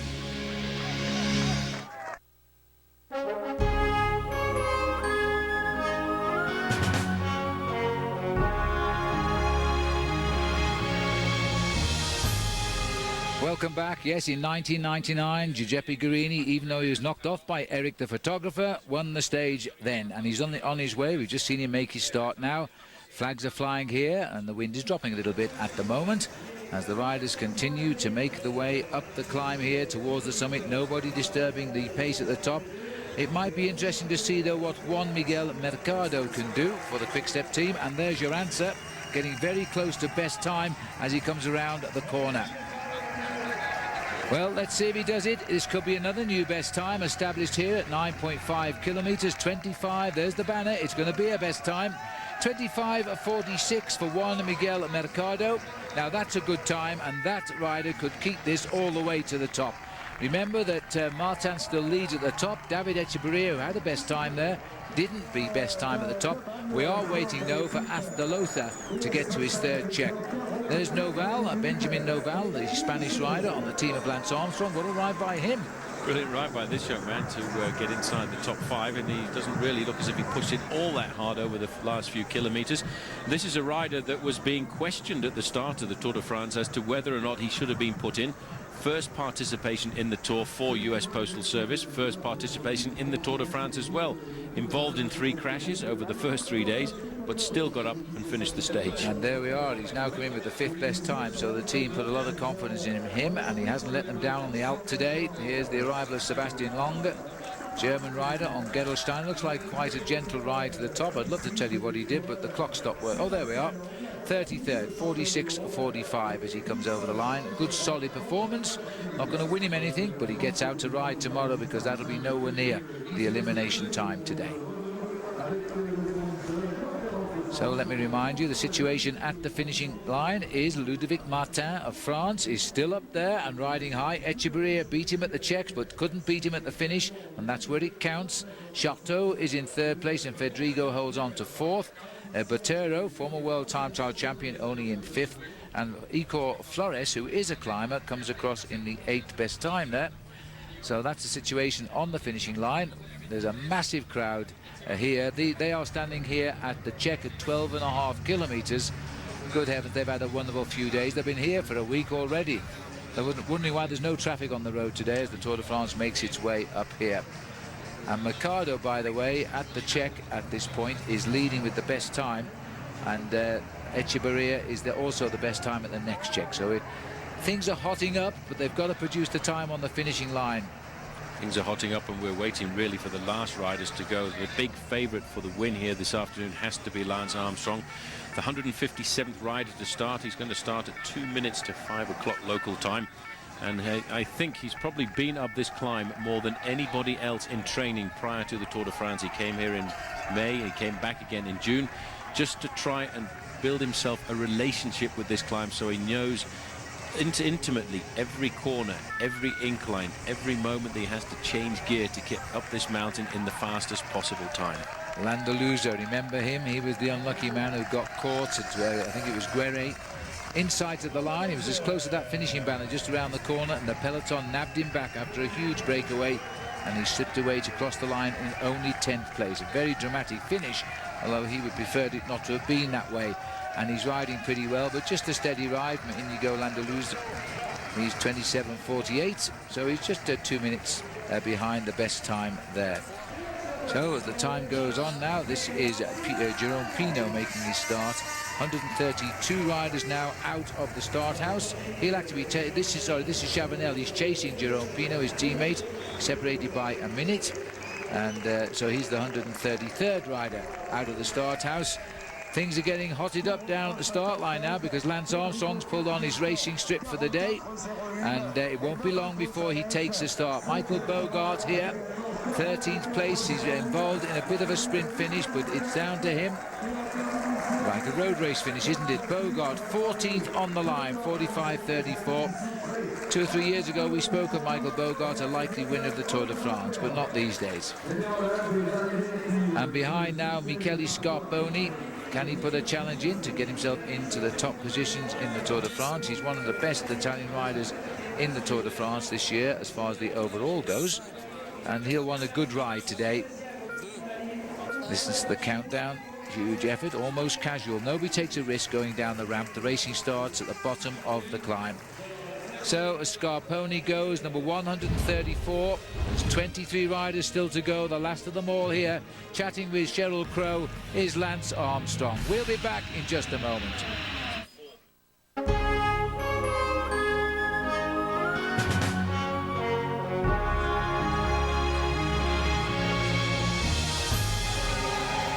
In 2001, it was happy memories for Lance Armstrong, so he knows what it's like to win here. Will he do it today?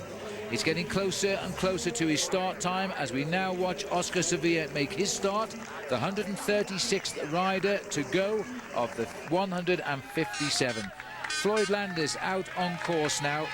This rider, who is one of the finest Americans for the Tour de France. He could be a real challenger himself for a real high finish in Paris, but he is a man who looks after Lance Armstrong, and he is a great bike rider. Today, though, he's free to do his own performance up here, but I think he'll have been told to do just enough. Rick Verbrugge, who holds the fastest time for the prologue in the Tour of Italy, by the way, he's making his way up around about 20th.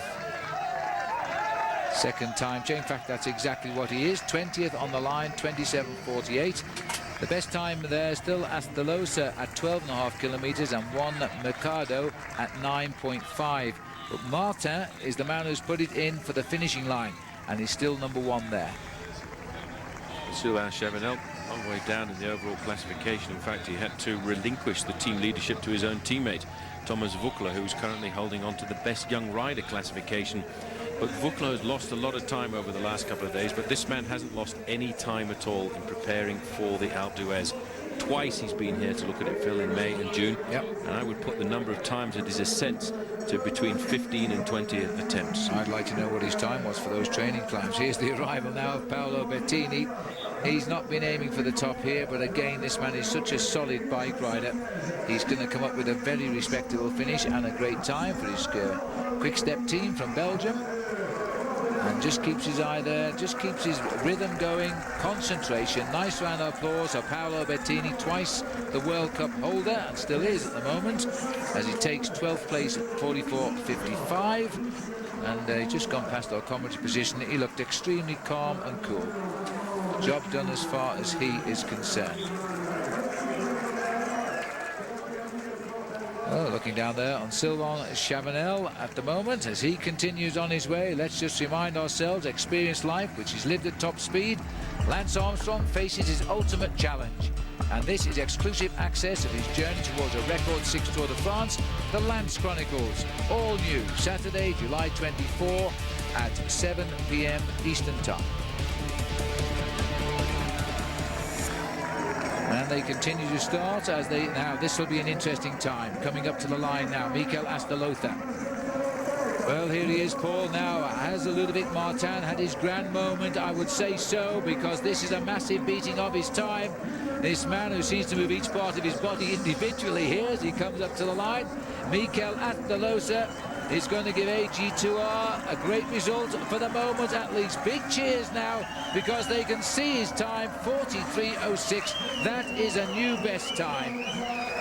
He's actually approaching the sort of speeds that we expect from a record-breaking ascent, because the record-breaking ascent here on the slopes of the Alpe d'Huez is 22 kilometers an hour, and that average speed there by Astolotha was in fact 21.8 kilometers an hour. So I have a feeling we're going to have a beating of the unofficial, shall we say, record for the ascent here of Alpe d'Huez, because it's never been properly timed, unlike today when there is actually a timing point at the bottom of the climb and the top.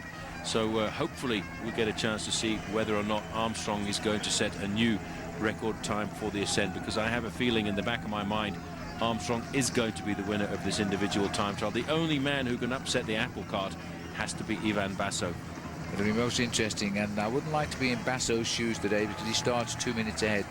We're just looking at, by the way, David Moncoutier has just gone through at the check with the best time now. We didn't have pictures of him, but the man who won a stage the other day, not too far from where he lived, is climbing the mountain pretty efficiently, to say the least. This rider here is Igor Martinez, and along with his teammate the other day, Lando Luz, they made a right mess of the 5-man sprint and finished the last 2 places in the sprint finish of that breakaway. But that's interesting. Moncoutier, the Cofidis team, has gone through 20 seconds quicker than Mercado. Astolotha, we've just seen finish. He was 38 seconds slower at that 9.5 kilometer check to Moncoutier. Well, actually, I didn't see Christian van der Velde crossed the line, but I just saw him come in front of the commentary position a few moments ago. But the American crossed the line in a time of 46 minutes and 12 seconds. Good solid ride. And I don't think he would be looking to set the race on fire here this afternoon, but I think he's ridden better and better as the race has begun to progress. Yeah, I think that's a great ride. That's going to keep him high, nowhere near the magical elimination time. That's the most important thing. He's probably only going to be 4 or 5 minutes away from the best time of the day. So it was a good ride indeed by Christian van der Velde. Sorry we couldn't show him crossing the line. We're not in control sometimes of where the cameras go. And today is a logistical nightmare, as I said, for our French hosts because they need cameras just about everywhere today, and that's not possible. It's a massive crowd. Officially, it's listed at 900,000. You can pick any number you like, really, because I think everybody is all on the top of the Alp once the riders come up. It is an incredible scene. The Danish flag flying. This is Scarponi, who is out there. The big men are now warming up, which means we're getting closer. Very shortly, we will be going into 3-minute start gaps rather than 2-minute start gaps rather than 1, to try and keep the men that matter, the men who are looking to win the Tour de France, a little bit further apart. This looks like it could be Kim Kirken, who is coming up now for his finish, champion of Luxembourg. He's got a lot of support here. A lot of people have travelled down from Luxembourg to follow the performances of this young man, who's ridden very well over the first 14 days of the Tour de France, and in fact almost got himself the stage win into Quimper, where he nearly surprised all of the sprinters. But it's a big bunch sprint here coming up to the line, and this looks like Stewie O'Grady. Yes, Kirken caught Stewie on the climb, but doesn't matter. 17th for O'Grady, 45.19, a good solid 7th place for Kim Kirken. These boys are all doing good rides to keep them well in the centre of the result of the day. Don't forget that the race still being led now by a new name, Mikel Astelotha is the rider who's leading. This is Scarponi down there just now. Martin marginally has been pushed back into 2nd place, and David Echeverria is down into 3rd. They're the names to be beaten now by the big stars, who are getting themselves all warmed up and ready to go.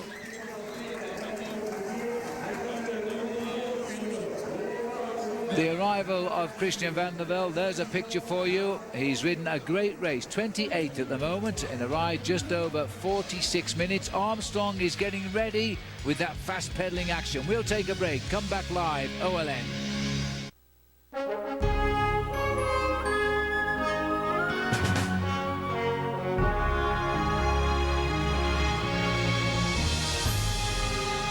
Happier days for Iban Mayo, the winner on this climb last year. Now he's out of the Tour de France this year. What a difference a year makes. And as we watch here, the 10-mile climb is before us now. The big names are beginning to come in. And we're seeing Laurent Brochard has made his start now, so we're all now leaving the start house at 2-minute intervals instead of 1-minute intervals. And now the crowd are cheering here, and that is because this is Juan Miguel Mercado.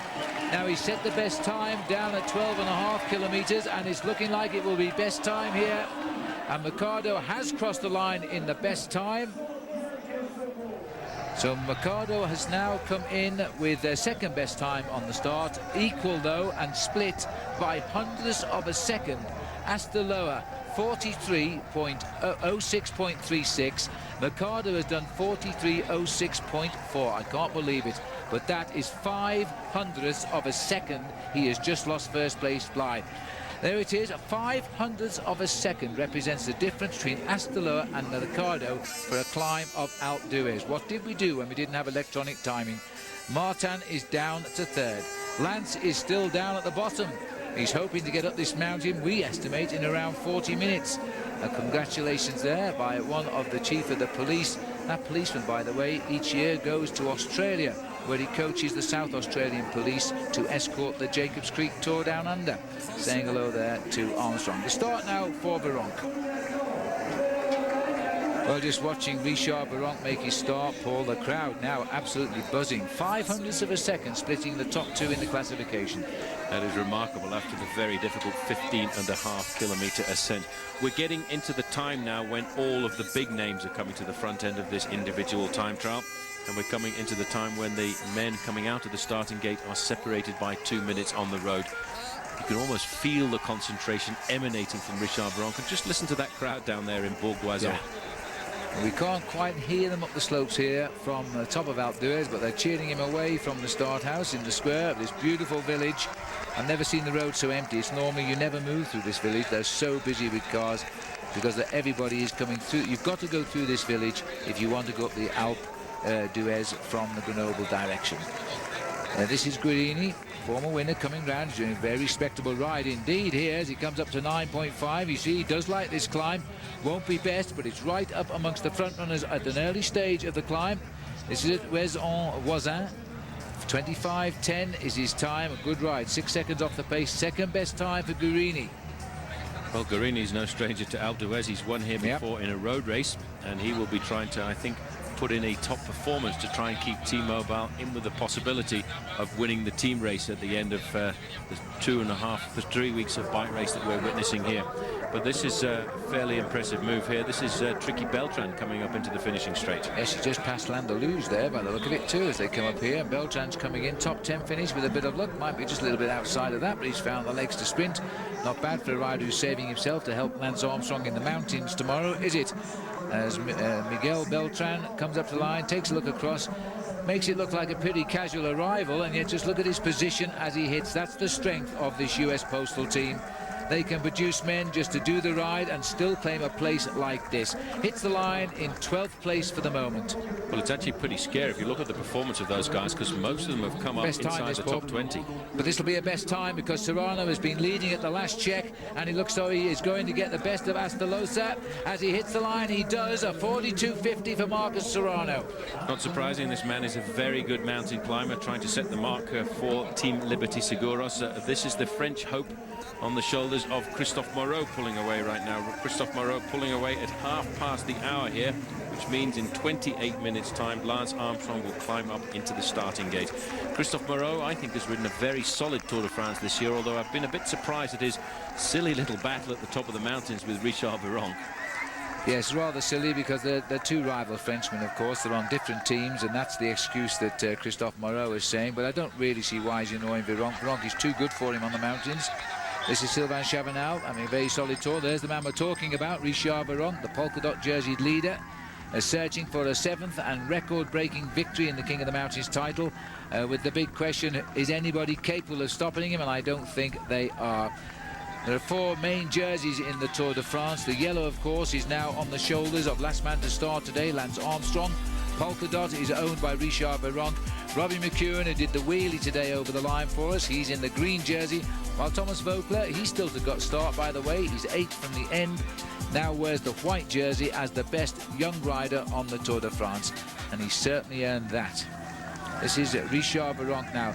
Watch how the crowd shout at this man. They absolutely love him. He's the total darling of French cycling. He will be shouted at the whole way up, and if applause gets you seconds, he's going to do a great ride. Actually, as we look here at Sylvain Chavanel, it's quite important on a day like today to make sure you've chosen the right gear ratios for this big ascent up the mountain passes.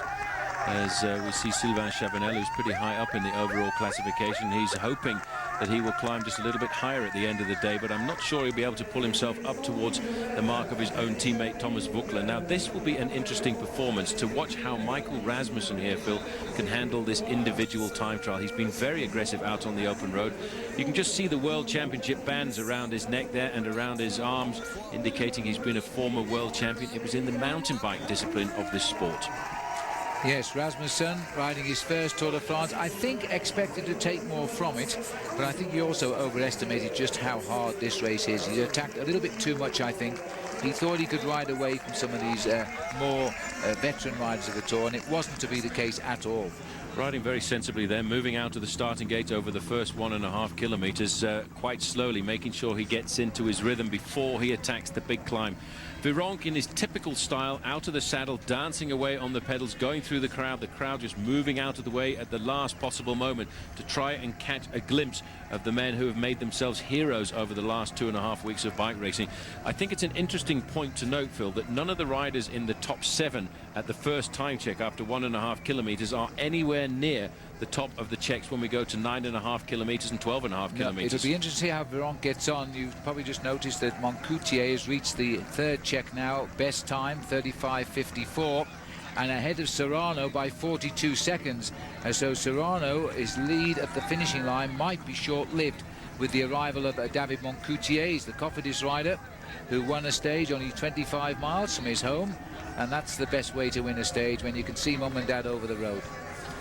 It certainly is. This is Jose Enrique Gutierrez coming up, and in fact he is catching the rider who started in front of him as well, and that looks very much like Patrice Algon just on the left-hand side. Algon in fact started 2 minutes ahead of the Phonak rider. Phonak have actually been a very solid team here, and it's a pity that poor old Tyler Hamilton had that accident on the crash in Angers where he really damaged his back, and in fact recent medical investigations have showed that he's actually got some internal bruising. Yeah, you're quite right. And Algon, a good climber, you're conceding 2 minutes there. Just looking at the crowd, they're reaching out to look at who's coming up next, and they actually cut the line off the corner for Richard Viron to get around there. One or two jumped out the way, but you've got to watch out for that because the riders want the shortest way to Alpe d'Huez, not the longest way around.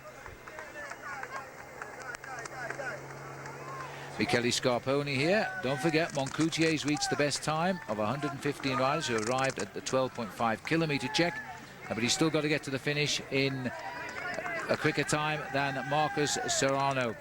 George Hincapie is also making his way up the mountain now, and as always, if he played poker for a living, you'd never know what he had in his hand. He continues to concentrate on the climb of Alpe d'Huez, while Lance Armstrong and the big boys have still to start. Bobby Julich also heading up towards the finish. He is coming in a 44.23. We'll take a break. Welcome back, live coverage here on OLM. We're watching the arrival now of David Moncoutier. He was best time at 12.5, 42 seconds to the good over the current leader, Marcus Serrano. And he's kept building on that because he's going to get best time. This is another dream result here for David Moncoutier. One stage win under the belt. Now the leader here on Alpe d'Huez. But all of the big names in the Tour de France at the head of the classification are still to go. Massive crowd here now being enthralled, and I'm delighted to say the few spots of rain we've had have gone away and the sun peeps out once more.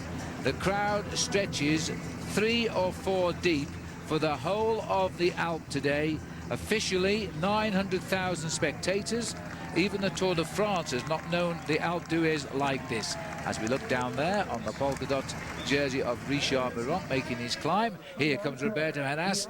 Hasn't confirmed at all, has he? This isn't a great ride. What's the point now? He's probably thinking he conceded all of his lead in the Pyrenees, and now a 45-minute time for him. That's not good. That's down amongst the sprinters. This looks like Sabaliauskas, who's coming up. He had a great ride yesterday and surprised us all. Let's see how he's done today. A good solid performance by him as he hits the line in 12th place, 44.40. Sabaliauskas has done very well, Paul. He is a good rider, just outside the top echelon of the riders. And the strap around his chest, by the way, is his heart monitor, and it registers on his bicycle, so he'll see what exact heart rate is reading. He'll know whether he's going well. Guerini is at 12.7 kilometers best time ahead of Gonzalez and Moncoutier. And so Guerini is beginning to do a ride of his life. Let's go to the start house. Here is Levi Leipheimer. Came up from 14th to 10th in the Tour de France yesterday, and he's now looking for a great ride, I think, in the Tour de France. And let's hope he can pull off and beat his best ever finish of 8th. Well, he's not far away from it, and he knows this is going to be a very important time trial. None of these riders, Phil, at the top end of the overall classification are posting a fast time at all at the 1.5 kilometer time check, because for them that is not important. They know they're not going to win this time trial in the 1.5 kilometers up towards the summit, and that's why they're going out as quickly as possible. Well, Levi underway now, had a good season. He won the stage of the Setmana Catalana in Spain this year, and fighting 8th place in the Dauphiné Libre, which is a big guide, you know, to how you go in the Tour de France. And 8th in the Tour de France 2 years ago, last year. Thoroughly forgettable for Levi, a crash and a broken hip. Anyway, Oscar Sevilla is the man we're looking at now as he continues to climb. Doesn't look a great ride by Oscar. He's on one of the steeper sections of the mountain. I suppose I should qualify that a little bit. If the crowd have anything to do with it, they'll drag him to the top, because they are absolutely fanatical today. They've had a wonderful day out, and they're going to keep it that way.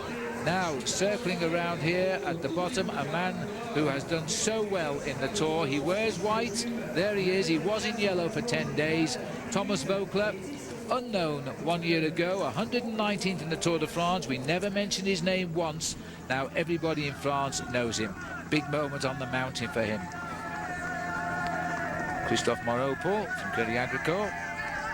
Well, Moreau, I think, is looking for a solid ride here in the individual time trial. He's trying to ride himself into a top place in the overall classification if he can, but still at the top end of the race. The fastest man is a Frenchman, David Moncoutier, with a time of 42.04, just ahead of the Spaniard Marcos Serrano in 42.50, and a little bit further down there's a lot of Spanish-speaking names in the top 10 right now. Astroloza, Juan Miguel Mercado, David Echavarria, and just goes to show that it's a different kind of name at the front end of the time trial here, because it's a very special kind of time trial, the mountain time trial here. Now this is finished. We've got a bunch finished now. 3 riders together here.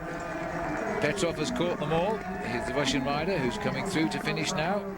And remember, down below, they're leaving at 2-minute intervals now. At this stage, they were at 1-minute intervals, so there's been a mass collection en route.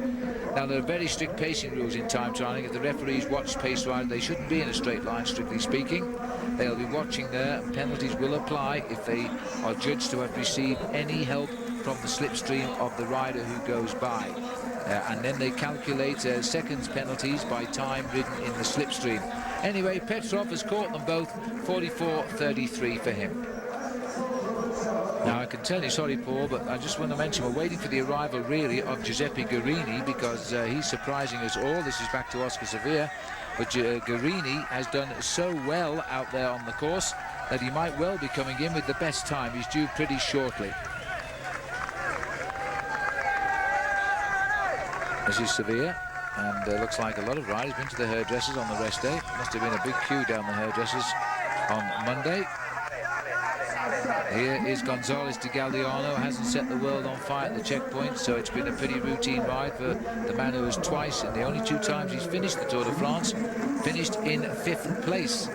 So Gonzalez comes in 15th place at the moment. Another steady ride, keeps him up amongst the leaders.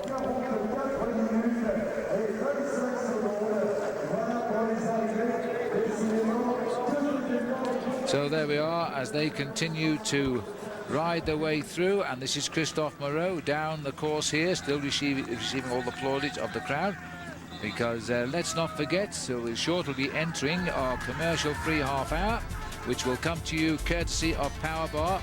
And don't forget Power Bar sweepstakes as we go out to watch all of Lance's ride. Live like Lance, meet the man, win the bike, get the coach, and go to powerbar.com. The start of Thomas Vogler, the man in yellow, who is now the man in white. And let's hope he keeps the best rookie jersey all the way to Paris, because he doesn't know how to give up in a Tour de France. He rides with both his heart and his legs. And the man who got knocked off a few years ago, Giuseppe Guerini, is now racing for the finish, and we're expecting a best time here. There he is, swinging into the home straight. He knows what it's like to win on Alpe d'Huez after he's picked himself up off the floor lower down. And Guerini has ridden the ride of his life here for a time trial. And this is going to be a great result for T-Mobile in their quest to take over the team lead. Time of Gonzalez, Santos Gonzalez, 41.52, snuck in ahead of us before we saw Guerini come in. And now Guerini is going to just about do it. Big sprint. Oh, and he's done it by hundreds. No, he hasn't. He's gone down by just half a second. 0.5 of a second. This man who won the Alpe d'Huez time trial back in 1999. It's amazing how close some of these riders are to each other. There you can see the confirmation of the best time is still Santos Gonzalez, 41 minutes and 49 seconds. As another Spaniard comes up to the line here, you can just see this is that's a replay. We never saw him come in. He was in before Guerini, but he was so close. 41.52 is the time at the moment for Guerini. For Gonzalez, I beg your pardon. So what a race this is turning out to be, and all of the top riders are still to go.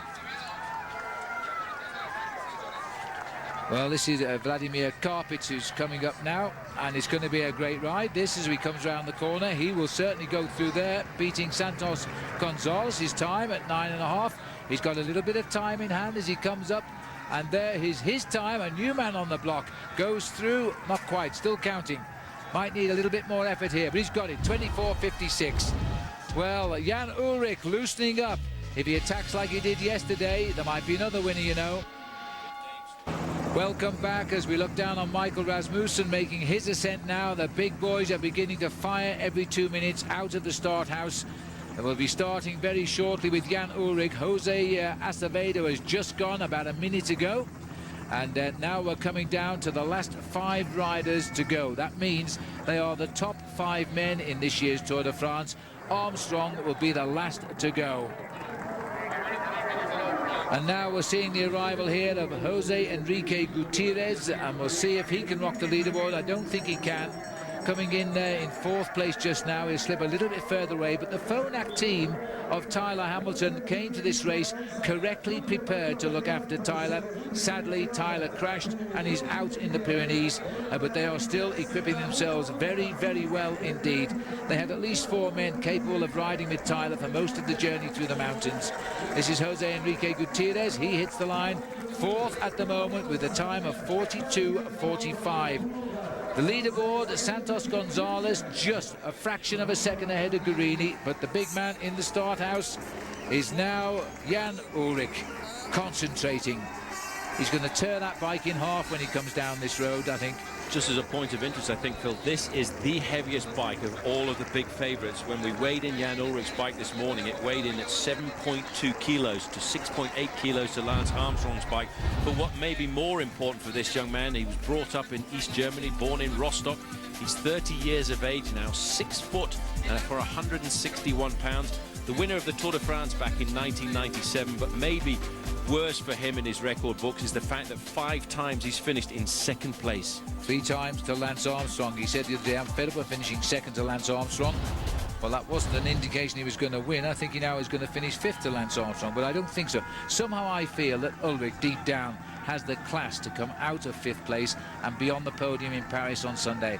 And I think, like everybody, we hope he does. He's got the class and he's got the power, and that's also reflected in his choice of equipment. I've just had a quick check of all of the top 5 riders for the final time trial here. Most of them are using the chain, the lengths of the chain there, are the lengths of the cranks are 175 millimeters. As we go back to Axel Merckx, Merckx has actually done a fairly good time here. He's going to get himself quite possibly inside of the top 10, and again we're being treated to a sprint finish. Patrice Algon, I think it is, just in front is Axel Merckx. Eddie will be watching. Axel Merckx comes home 9th at the moment, 43.21. That's a very solid ride by Axel, son of the legend of the sport of cycling, Eddie Merckx, who was a 5-time winner of the Tours of France and Italy. He had an incredible reputation. So we're looking at the start of Jan Ullrich now. We're waiting for the arrival of George Hincapie. He's not up in the leaders, but we'll see him come home. There he is, as he concentrates and stamps his way up to the summit of Alpe d'Huez. The time to beat is still that of 41.52. Hincapie is home in 44.43, 27th place. Now don't forget, when we come back, we'll be enjoying a Power Bar commercial-free half hour, and Lance Armstrong will be the star attraction. See you in a moment. We're looking now at the mountain of Alpe d'Huez, and it's 10 miles to its summit. Ivan Basso is all set to go, and now there's one man left bound down at the bottom. There is the man, Andreas Kloden. Quick countdown for him. In the we didn't expect to see Kloden 3rd place and best of T-Mobile. Of course not. We expected to see Jan Ullrich here or hereabouts, but now it's down to the champion of Germany to show us what he's worth. Bronze medal in the 2000 Olympic Games in Sydney. He's away. Up ahead of the road, Jan Ullrich is parting the waters. He's gone through equal second after 1.5 kilometers, and none of the prize winners at the top went through near the top of the leaderboard. They made a much more sedate start. This is Georg Tocznik, missed the move yesterday, and he lost time to slip to 7th overall, and it was probably due to that attack by Ullrich yesterday. While he's on the mountain, back down to the start house, and we can see the start here of Ivan Basso. Who would want to start 2 minutes ahead of Lance Armstrong on Alpe d'Huez? I don't hear many volunteers. Ivan Basso is underway, the man who's matched Armstrong wheel for wheel. They've never gained a second between on the 2 climbs in the Pyrenees, nor the one yesterday. But today, Basso has an impossible task, I think, of matching this man on this mountain. Few deep breaths. Nobody knows what Armstrong thinks right now. He just shuts his mind out. There's Sheryl Crow just off in the team car, watching, thinking. She looks more woody than Lance Armstrong. I think she does. This is going to be a very difficult ascension for Armstrong. He's going to have to go out and get his rhythm sorted out in the first 1.5 kilometers. When you ride an individual time trial, as Armstrong rolls down the ramp now, you know after the first kilometer whether or not you're in a good day or not. You do indeed. Armstrong is away now. Everybody in the Tour de France is either on the road, in the hotels, or finished the day. But now Jan Ullrich, the next time we'll know exactly how his climbing will come at 9.5 kilometers. Armstrong is away, as always, set and determined, riding down the center of the road, looking straight ahead. This crowd who has waited for a week to see the Tour de France are now seeing the departure of the last man of 157, as shortly Armstrong will begin his climb of the Alp.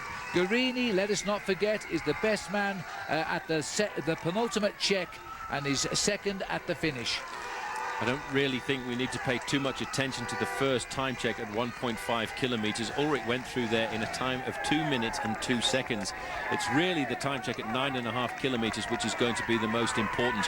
Basso, by the way, just went through there with the 13th fastest time, and that was 2 minutes and 6 seconds. But it's on the slopes when the time gaps are really going to appear. Ivan Basso here, Phil, probably riding the most important time trial of his career. Just as a point of interest, in the individual time trial in May in the Dauphiné Libéré, he lost 5 minutes to Lance Armstrong in 17.5 kilometers.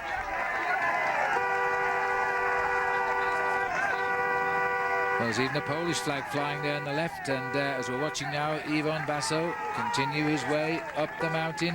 And don't forget, you're watching a commercial-free half hour brought to you by Powerbar. As the riders are all out on course now, Stefan Guber had a great Tour de France for AG2R as he heads up towards the finish. And just look at this, Paul. Here we go, Guber just slipping away slightly, but continues a superb Tour de France for this man and for his team, AG2R. As he comes up to the line now, he's 21st overall at the start of the day, and this sort of a performance could see him go up 1 or 2 places. As Guber hits the line now, and Guber in fact starting behind Oscar Sevilla, who is now behind him, so he's taken him. Well, Sevilla not having a great Tour de France. I think somewhat demoralised by the fact that his team leader Tyler Hamilton had to abandon the race. But the battle really, Phil, is here at the back, wearing number 1. This man has ridden the Alpe d'Huez on so many occasions. There's a lot of people out here. They're getting out of the way at the last possible moment. Armstrong is completely and utterly ignoring them. He's leaving the responsibility of the spectators to get out of the way just before he gets there. He's just gone through that, what we call the no-helpful 1.5 kilometer check in 9th place, 4 seconds behind Cancellara, who's now washed away in the center of the result board, 3 seconds behind Jan Ullrich, which might be a guide. I don't really think we need to take much attention to that first 1.5 kilometer time check, because the big time differences are going to be on the slopes of the mountain from what I call kilometer 0, when the race just kicks up towards the skies. And the first 500 meters of this climb are unbelievably difficult. They're straight up in front of you. You maybe won't get that scared here this afternoon, because you won't really see the incline because of the crowd that have turned out to see this race. Yeah, it's absolutely amazing. Everybody's stretching here to look. This is Vladimir Karpis. Should see a new best time here now. See if he can produce the great ride he's threatened to do throughout the race. He might just have enough time there to go over Santos Gonzalez as he lines up for the finish. Can see the clock. That's enough enthusiasm from him to kick out of that corner. He's got just 10 seconds to get to the line now, but I think Vladimir Karpis is going to make it. It'll be desperately close when we talk in tenths of a second in this climb of Alpe d'Huez. It's going to be that close. He is going to hit the line outside. Can you believe that? He's slowed toward the end. 3rd place at the moment, 41.56. And remember, he's battling out the white jersey between Sandy Cassar and Thomas Vogler. Currently, he's 3rd in that competition. Very good ride by this young man. He posted fast times out on the course, and he really wanted to finish it off. He realizes today's a big chance for him to take time back on Cassar, on Vogler. We're back with Armstrong, last man on the road. He knows this climb intimately. He's been here so many times over the last few months. He came here in May to ride. Get out of the way, please. Armstrong on the climb, and the crowd have cut down the width of the road of Alpe d'Huez now by more than 75%, I would think. But still, in what other sporting event do you get this close to your favourite bike rider? Armstrong still going in that fast cadence as he climbs. This is Carlos Sastre also leaving his mark along the way. I don't think it'll be best time. It will be very close to the time of Vladimir Karpis. These riders are going quicker and quicker now as they arrive at the checkpoints. And as he comes under that banner, he's going to go through in 2nd best time. 25 minutes and 3 seconds. So Carlos Sastre also thinking of the team award for Team CSC. Well, at the finishing line where all of the effort is over and the nervous waiting begins, it is still a Santos Gonzalez, a fraction of a second, just on the 45/100th over Guerini. Vladimir Karpitz has slotted in third place. Moncucci, who was the leader, is down to fourth, and Stefan Guber is fifth. Michael Rogers holding a fifth place equal at the moment. Just look at the back of Armstrong there, just at the bottom of that yellow section of jersey. There's a small square box. That's his on-board radio. He's getting information all of the time relayed to him in his helmet. The helmet, in fact, has a built-in earpiece to let him know what the time gaps are of all of the riders up the road. We've only got 3 time checks on the open road at 1.5 kilometers, 9.5 and 12.5. But I'll be absolutely certain Armstrong has got some men out on the course taking time checks at different points to know just exactly how the other favourites are faring. Norwegian flag on the right. Their champion of Norway is finished, Thor Hushoff, but it looks as though Ulrich is not very far away now from that 9.5 kilometre check. Meanwhile, Lance Armstrong, much the smoother rider of the two, isn't he? Using his whole body here, but keeping his gears low, where we've seen how Ulrich appears to be going much slower because of the slower pedalling cadence. He really does change that pedalling cadence to an unbelievably efficient style. When he was a young rider, I remember Lance, when he turned professional back in 1992 after the Olympic Games in Barcelona, he used to climb on force, as they say in professional cycling. He used to climb with big gears. But the problem with climbing with big gears is you cannot recuperate throughout the day. You can do it for 1 climb or 2 climbs, but you cannot do it for 6 climbs. He went away after cancer and developed this high pedaling cadence that he's got, which is really very much only his own ability to do that, and he's turned it into something that damns his competitors to 2nd or 3rd or 4th place. Specially designed skin suit here. It just about stretches over his body, but he breathes as well. As he now continues, probably the lightest bike of the whole of the last of the riders to go. Further up the climb is Ulrich, and he must be getting desperately close now to the first check of the day, because 147 riders have gone through there.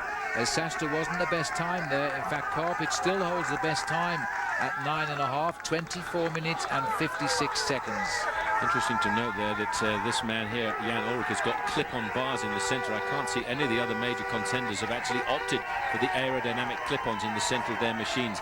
Ivan Basso now going around this small corner. In a moment's time, he will be able to look up and see the finishing town of Alpe d'Huez right up in front of him. But unfortunately, it is still an awful long way to go. Well, there's an awful lot of riders getting up in just over 41 minutes at the moment about Duet. It is quite incredible how quickly they really are climbing. We anticipated a finishing time of 40 for the top man. It's going to be a special time if it is now. This is Mancebo. Terrifically solid tour for Francisco Mancebo. Lost again a little bit yesterday. Levi Leipheimer has just gone through the 9.5 kilometre time check there with a time which is 11th currently, 46 seconds slower than Vladimir Karpitz, who went through in 24:56. So, as we're looking now at the riders going up the mountain, let's have a look what the mountain itself looks like. It starts easy enough in the valley, but then we just go straight up the mountain. It's got all of these bends on it, 21 corners, every one of them today lined with the people. There's no real respite once you get to the village of Wes. You look up and it's 3 miles or 5 kilometres still to climb, but that's the first time you will see the chalets of Alpe d'Huez. It gets no easier, and the crowd only gets bigger and the shouting gets louder. And Lance Armstrong closing down today's stage of the Tour de France as he sweeps up from the last position. And we're waiting for time checks now, which will give us all of the answers. Leipheimer has gone through, still only 11th at the 9.5 kilometre check. Armstrong is not doing anything at all to slow down his pedaling revolutions here. He's going nice and fast. He's probably dreaming about the top 5 kilometres when he will get into an area where the race has been barriered off, and he will have space to breathe. He will have space not to worry about the competitors, the spectators running alongside him. The big battle this afternoon is basically between 2 men as far as I'm concerned. Number 61 here, Ivan Basso, who since the start of this race has only been separated in time from Lance Armstrong on the prologue time trial and in the team time trial as well. He's separated by Armstrong in the overall classification by 1 minute and 25 seconds. It's going to be interesting to see what that is by the end of today. And Basso and Armstrong are very good friends indeed. They're on rival teams, and of course they both want to win the Tour de France, so the friendship is over. They are one-on-one now. May the best man take the race lead, and that race lead today is on the shoulders of Lance Armstrong. What a horrible position to be in. 2 minutes ahead of the greatest bike rider the Tour de France has known for years, and by Sunday might be the greatest it has ever known. And this rider having to ride the mountain now, knowing that Armstrong is behind him.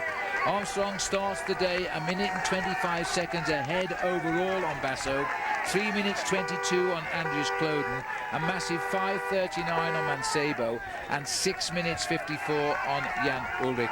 Those are big gaps, and today Armstrong's ambition will be to prize them open even more. And at the moment it looks as though, according to this graphic, he is moving slightly ahead.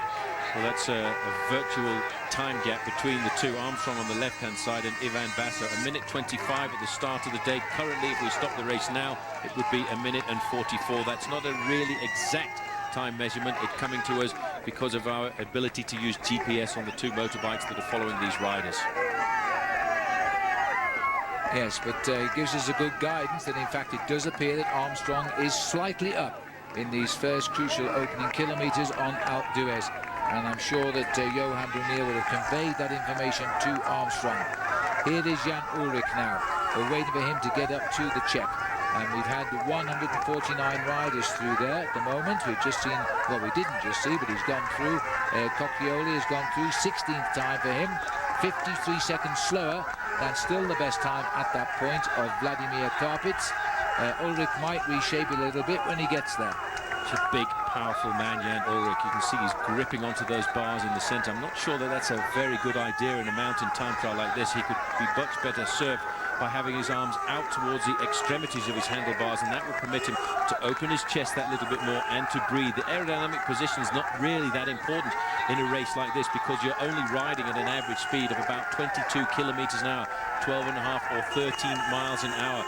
Ullrich has the heaviest bike, but interestingly enough, he has the longest cranks on his bicycle too. 177 millimeters his cranks are, and that German supporter there, I think, was just slowing him down in the corners. Oh, that's crazy. That's not what you want to see. He should be out of the way. I don't know where he gets his strength from, actually, to run so far. But that's not what you want to see, running in front of the rider. He had no idea where the rider was. He can't sight his line, and for the mental application to the job in hand, it is very, very disturbing. But it's the pressure of the day, it's the pressure of the Tour de France, and it's the pressure of being the first time ever that the race has time trial up this mountain, and it is something the crowd has wanted for years, and they've come in their thousands. Almost 1 million of them are cheering these riders up the mountain. What I think is incredible about this event, Phil, is that if you look at the different flags that are being supported at the side of the road, the Basques, the Germans, the French, they're all cheering every rider who's trying to get up this mountain. There's no question of choosing your own nationality and not cheering the other bike riders. Everyone is cheering the bike riders of the Tour de France here. They are, because they admit to the effort that the riders are making. We've heard the conversations going on between riders of supporters of Ullrich only before I came onto the comedy position. I heard an Armstrong supporter talking to an Ullrich supporter, and the German says, he said, but Armstrong is better than Jan Ullrich, but we're still going to cheer for Ullrich, and that's fair enough. Richard Viron coming into the finishing straight, and it's not one of the best times in the world, but I think it will be one of the best crowd cheers that we've received so far, because this man is a very popular bike rider in France, on his way to a little record of his own too. He could most likely take that polka dot jersey to Paris for the 7th time. His face, has he been out for the ride? I'm not too sure he's even started yet as he comes up here to claim about a top 25 finish. Almost a casual approach to the day, because tomorrow, watch out for Richard Viron. He'll be off on an early attack because he could wipe out everybody in that mountains competition tomorrow. From Viron at the top to Armstrong now at the bottom. Voigtler, by the way, has gone through Paul the first check. 84th position, 2 minutes down. 2 minutes 39 seconds to be precise. This young man, I think he's lost a lot of his energy over the last few days. He battled so much, he turned his body inside out so much that now he's going to have to pay the bill of all of the energy that he's used. Check this out, if you wouldn't mind, at 9.5 kilometers. This is a teammate of Lance Armstrong, an unbelievable bike rider. But I think, Phil, earlier in the year, we said watch out for Jose Acevedo, and I think we were right. As we switch to the finish, Christophe Moreau currently in 9th place as he races towards the line. A good but not great ride for Christophe. He's done this before. He is a solid climber, and it's a good finish nonetheless. 10th place for Christophe Moreau for the moment, 43.06. So now we have another US postal rider locked in number 1 spot at 9.5 kilometers. Jose Azevedo is now 16 seconds quicker than Carpets. Now the arrival of Ulrich and the proximity of Ulrich, I think, is going to give us a best time here. As Ulrich starts to go, there's the clock. He's got to get around the corner to it. But Jan Ulrich, who looks to be just lumbering up the climb like a steamroller, is actually riding very, very quickly indeed. Look at the time to beat Jose Acevedo, 24.40.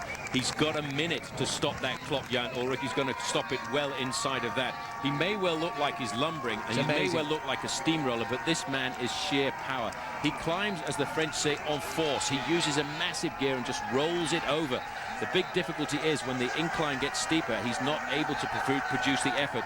This looks to me, Phil, as if we're going to see a replay of the Champs time trial in 2001. Best time for Ulrich. You might be right. 24.07 for Jan Ulrich. So the Kaiser is firing on all guns now as he continues on the climb. Look at that face. Ulrich, I think, was a bit offended when people started saying that he was no longer had a love for the bicycle and he was fast falling out of love with the Tour de France. Well, the last 2 days, I think he's changed his mind. In Champs, Armstrong won, Ulrich was second at 1 minute, Andries Kloden washed away to almost 5. I think Kloden will be a lot closer this time. Back to Lance Armstrong, lower down, sweeping up now. Further down the slopes, exactly the same pedaling style. You know, look at the way he goes around these corners. He knows this race intimately. Even though he said that the Tour de France wouldn't be won on the slopes of the Alpe d'Huez, he spent a lot of time. When he heard from the race organization in the month of October last year that the Alpe d'Huez was going to be an individual time trial, I think he wanted it at that moment, and he's worked to that aim ever since. In about 10 minutes' time, we'll know if he's going to do it. Next man to arrive will be Mancebo. This is Kloden we're looking at the moment. And I think we'll see a very good time here from Andries Kloden as we continue. And this will be a very good ride. These are the flying legs of Lance Armstrong. And don't forget, you are watching a commercial-free half hour brought to you by Power Bar. As Lance Armstrong pedals that low gear and the high cadence. And already through is Ulrich laying down the gauntlet. His arch rival again is saying, you're not getting rid of me as easy as that.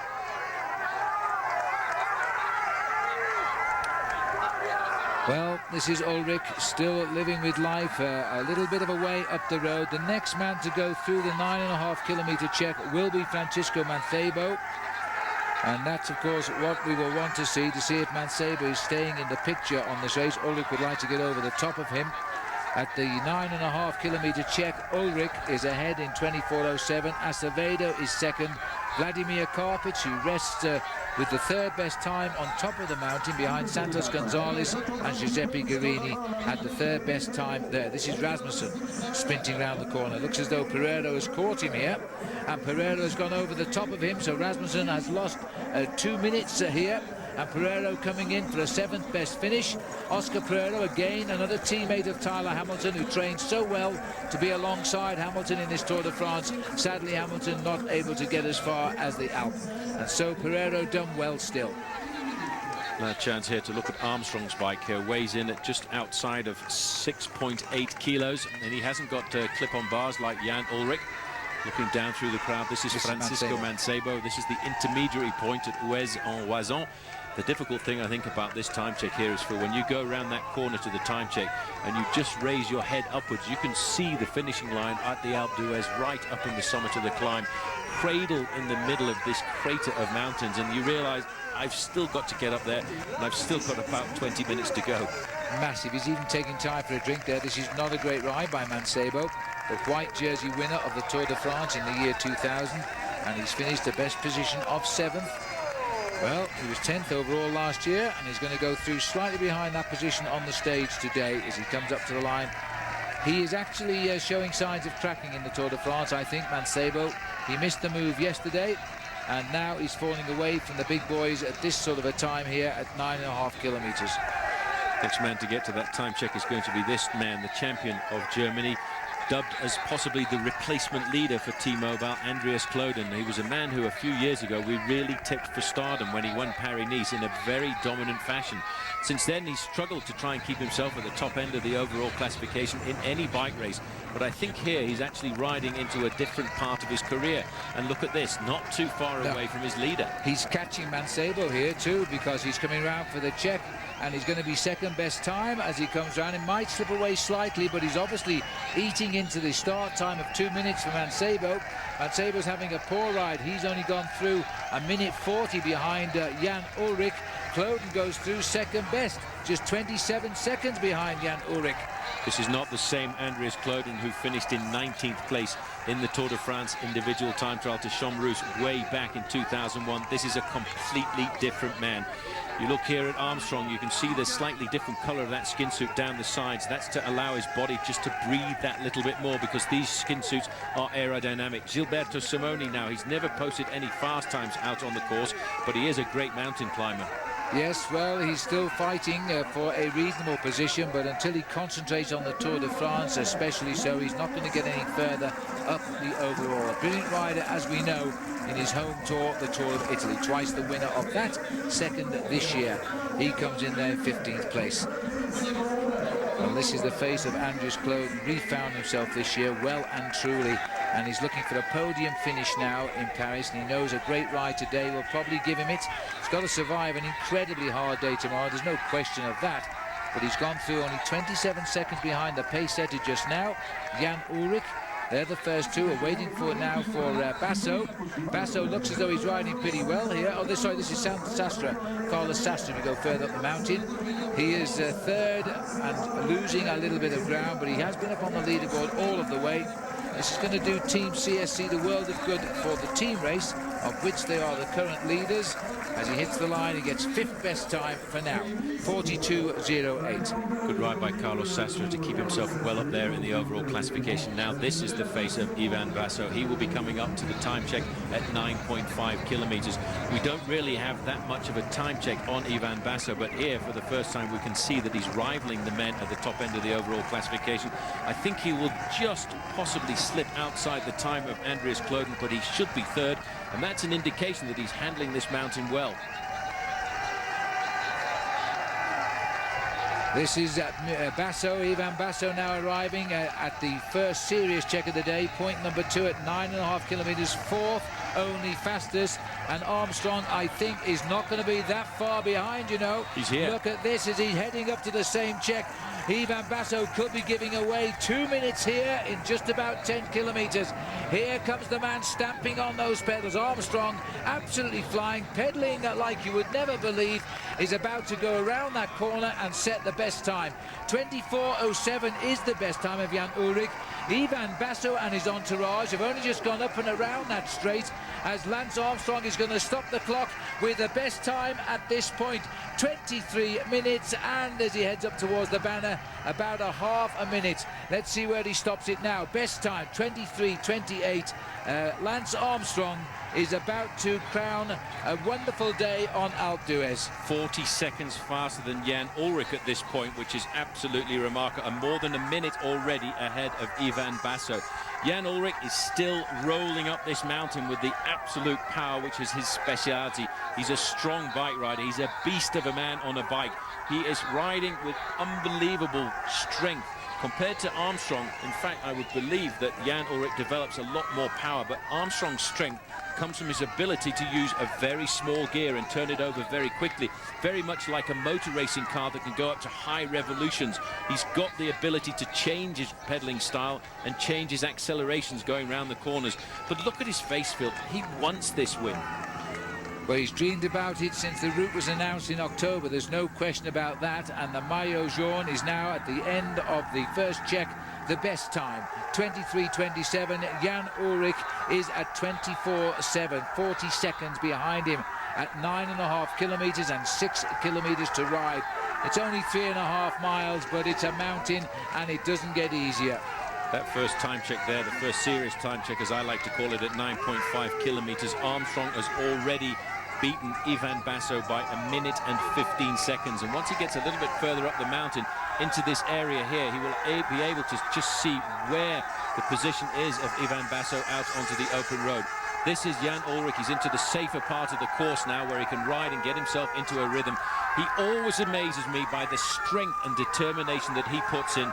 Don't discount this man from finishing second. People tend to discount Jan Ullrich too easily.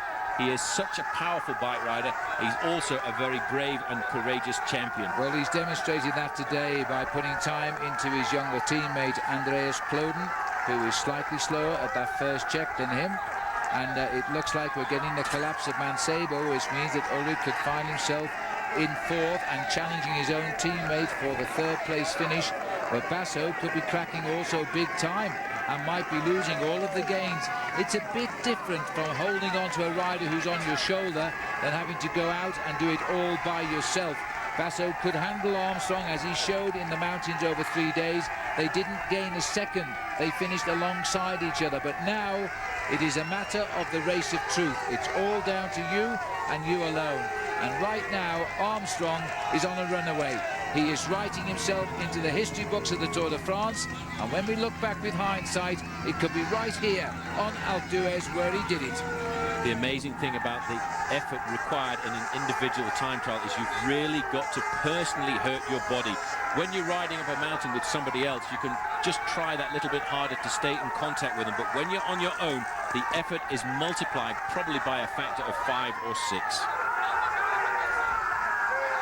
Jan Ullrich, what an unbelievable reputation this man has had. What an unbelievable... So the pain there on Jan Ullrich's face. 5 kilometers to go now for the Maillot Jaune. And with every pedal rev, I do believe he is gaining time over everybody in the Tour de France. Lance Armstrong stamping under the 5 kilometer to go banner, 3 miles from the summit. It can only be a matter of time now before he sees Ivan Basso. And this is Levi Leipheimer coming in at the summit of the mountain.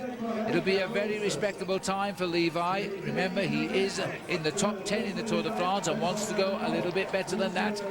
43.47 is his finish time, 21st. He finished just moments ago. Back to the lower slopes of the mountain, inside that 5 kilometers to go now for Lance Armstrong. Ullrich is still setting the best time at 12.5 kilometers. He's gone through in 34.37 for Ullrich. Well, Ullrich is blazing the trail, which is being knocked out only by Armstrong, so it looks like the old rivalry has returned to the Tour de France. Ullrich has come back to a degree of fitness that can match almost everybody else. Basso, I think the longer this climb goes on, will find himself in that little bit more trouble, because there must be a slight draft up behind him right now, because I think the air of Armstrong is only a few seconds behind. He will certainly be hearing the crowd just that little bit further back down the road cheering on Armstrong, and he will hear that roar actually approaching him, and that has got to be very bad for your psychology. Further up the road, though, Jan Ullrich is still looking comfortable. He'll look up at that banner, which will indicate to him it's not too far to go to the finish, just 2 kilometers. He's in the easiest part of the course here. It starts to level off. If he's feeling good, he can knock the gear ratio up just a fraction and start to roll that big gear, and that's his advantage. This is when we come into the terrain of Jan Ullrich, the area where he can use massive gear. And look at this. This is a virtual time split. If we stop the race now, Armstrong would have a 3-minute and 3-second advantage over Ivan Basso in the overall classification. Which is absolutely enormous, of course. Lance Armstrong struggled, and yes, that was the word, struggled to win the Tour de France last year. His final winning margin was just 61 seconds. And now he could be going away from the Alpe tonight with the best part of 4 minutes, because he's absolutely stomping up this hill at the moment. Ullrich is setting the best times ahead of him. Armstrong is improving them when he gets there. Andreas Kloden can't feel that safe from his own teammate Jan Ullrich either. Look at the face of this man now. He is over the top on the slightly easier road, and Paulie has slipped those gears up, and he is fighting for every second. This man has got courage if nothing else. He's a great bike rider. Don't discount him. You don't come to the Tour de France on 6 occasions and never finish lower than second if you don't have a big engine. And Jan Ullrich has a big engine. The fact that we're pulling out here indicates Armstrong is within sight of Ivan Basso. There is only 100 meters at 4 kilometers to go, separating Ivan Basso from Lance Armstrong.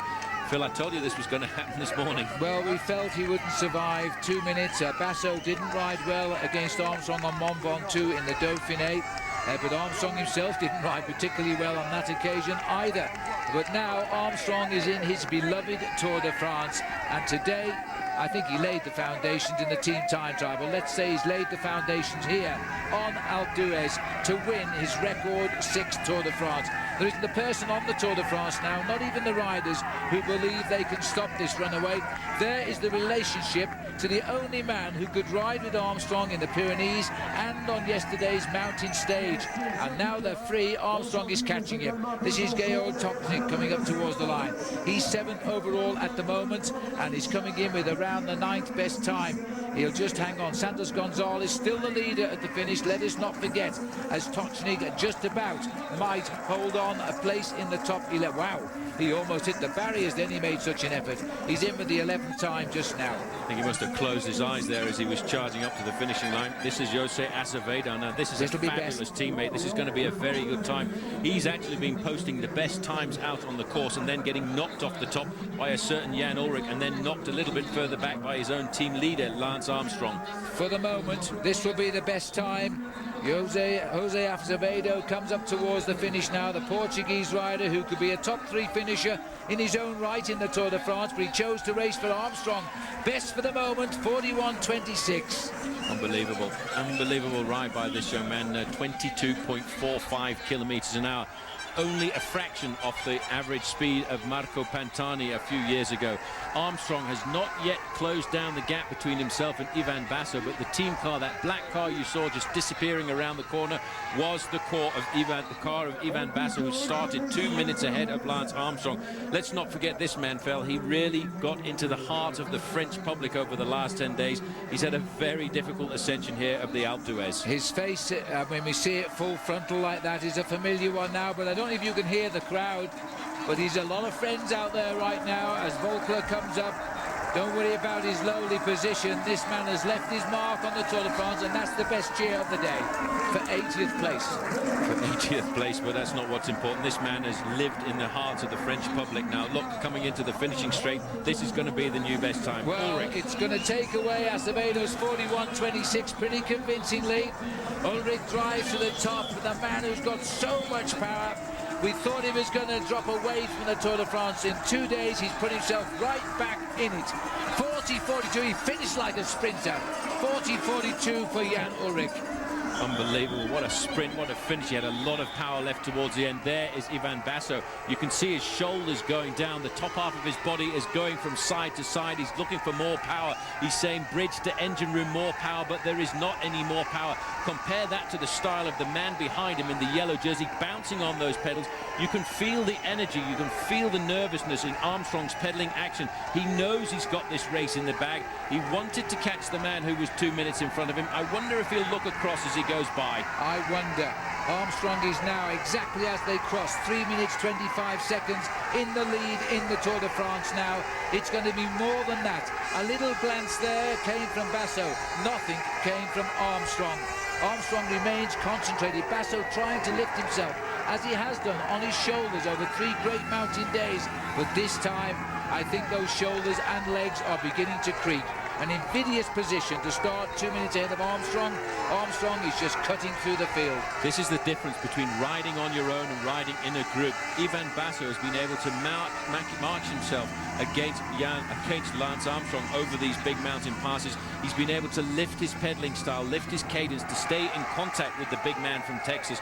But when you have to make that effort on your own in a solitary confinement, it is not the same man. No, and look at those American flags flying high now, as they've done for 5 years past. And I think there'll be an awful lot in Paris now, because Armstrong is going to become the first man ever to win the Tour de France 6 times. I can't see anybody touching him. There's nobody left. one by one, he has destroyed them. And the man who dared to try and match him, he's just passed him. Just past him. Look at that acceleration coming into the corner. He's coming up to the flatter part of the course as he now knows he can lift up his acceleration. He can notch his gear ratio up a little bit more as he tries to pick himself up from what at the bottom of the climb was an average of 20 kilometers an hour. As we get into the town here of Alpe d'Huez, he will pick up his average speed to 23 or 24 kilometers an hour, which is really not very much at all. No, it is not, is it? As the riders continue now up towards the finish of Alpe d'Huez. Remember, this is a commercial-free half hour brought to you by Power Bar.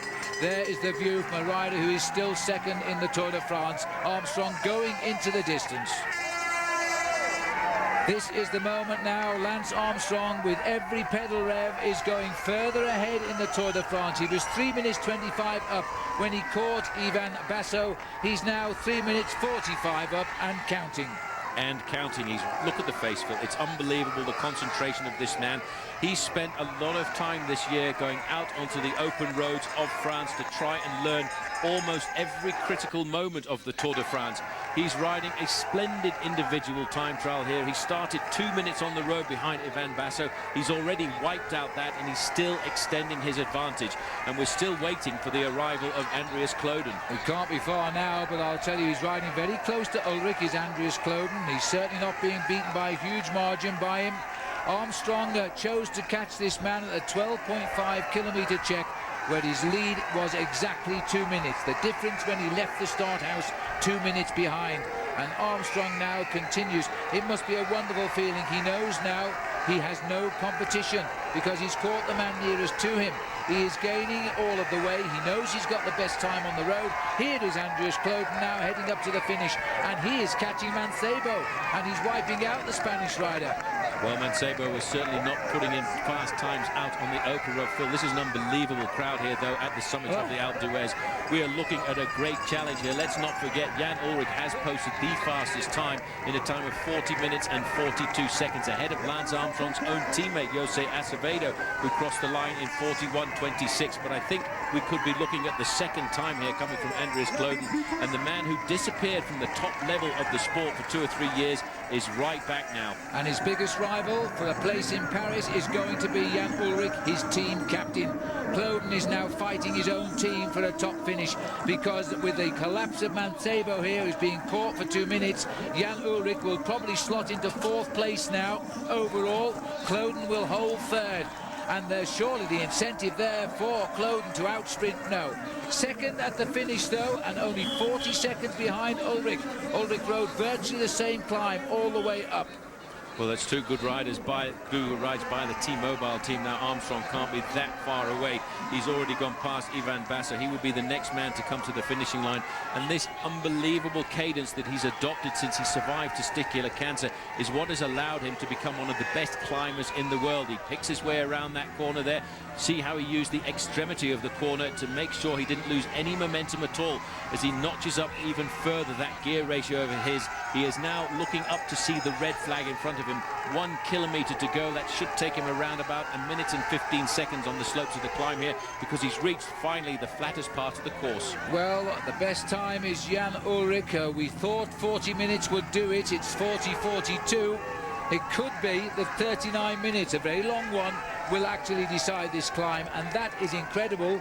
And the bad news is there will be some riders eliminated if that's the time he does. If that is the time that he stops the clock, there will be 1 or 2 riders, I feel, eliminated from the bike race here this afternoon. If not, it will be a very close call, and especially for riders like David Bramati, who's posted the slowest time of the event here at around about 54 minutes. But that's not a concern of this man in the yellow jersey. His concern today is that once again he's opening up his advantage over every one of his competitors and rivals in the Tour de France 2004. Lance Armstrong today has confirmed he is the new man on the block. He is the only rider to have won the Tour de France 6 times. He now has to ride to Paris, stay out of trouble. But knowing the attitude of Armstrong, he'll gain more time on the road at every possible opportunity. Here he comes now. I said it earlier, The majority of this crowd in the straight, I'm sure, is American, and they will welcome the arrival of Lance Armstrong, the king of the Tour de France, yet again. Listen to the crowd. They are cheering him to the line. He is going to beat 40 minutes for the climb. Absolutely, he's seen he can do it as well. Every second counts in this man's life as Armstrong races to the line now. Ulrich is well beaten and still second as Armstrong hits the line this time. He will do it in 39 minutes and 41 seconds at 23.44 kilometers an hour, 15 miles an hour. That is unbelievable up the slopes of the Alpe d'Huez. And you know what, Phil? That is almost exactly the same time gap as 2001, where he beat Jan Ullrich by a minute. Let's not forget, we still have to wait for the second man overall to come to the line. He is finding a little bit of more energy to come up there. 8th time for Ivan Basso. It's not a bad time at all, no, 42.04, but he's lost himself almost 2.5 minutes. But there is the man who dominated the Alpe d'Huez here this afternoon, Armstrong. Lance Armstrong has done the job like you would not believe. He'll need moments to recover from this as they try to keep the rush of the press away from him and rub him down. A few deep breaths is required now. Lance Armstrong, in winning his 19th stage in the Tour de France, he increases his overall lead convincingly in the Tour de France. He had one rival before the start of the day. Now he has no rivals except the race itself on the road to Paris. Absolutely remarkable. Look at this face. He was probably looking up at the clock on the finishing line and wanting to get himself inside of that 40 minutes. Everybody said today that the time would be around about the 40-minute mark, but he wanted to make sure that his time stopped at 39 minutes, and it did. 39 minutes and 41 seconds. And that average speed that he posted there, I think, is going to be very close to a new record for the ascent of Alpe d'Huez. What a brilliant performance. But Phil, this performance, the foundations of the performance here were laid months ago in the month of May and the month of June, when he came here on 2 occasions to look at this course and to look at this climb specifically. 61 seconds he beat Ullrich by. Does that tell you something? He won the Tour last year over Ullrich by 61 seconds. And it's all here on Alpe d'Huez. Absolutely remarkable. The energy and the power that he was still dissipating at the end is absolutely remarkable. He wanted to stamp his authority. And you were right, Phil. You know, in this man's life, every second does count. Yeah, it does.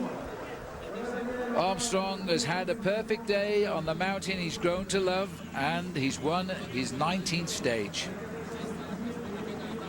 We look down on Alpe d'Huez now. There's 1 million people on this climb. I don't know who counted them, but I think we could have all have told them. As we look up the slopes of the fabled mountain of Alpe d'Huez, it has revealed one Lance Armstrong as the man who will go to Paris and will become the first rider ever to win his 6th Tour de France. As I say, he's eliminated all of his riders on bikes. His only fear now is the Tour de France itself on the road to Paris. We'll be back for the podium. Stay with us.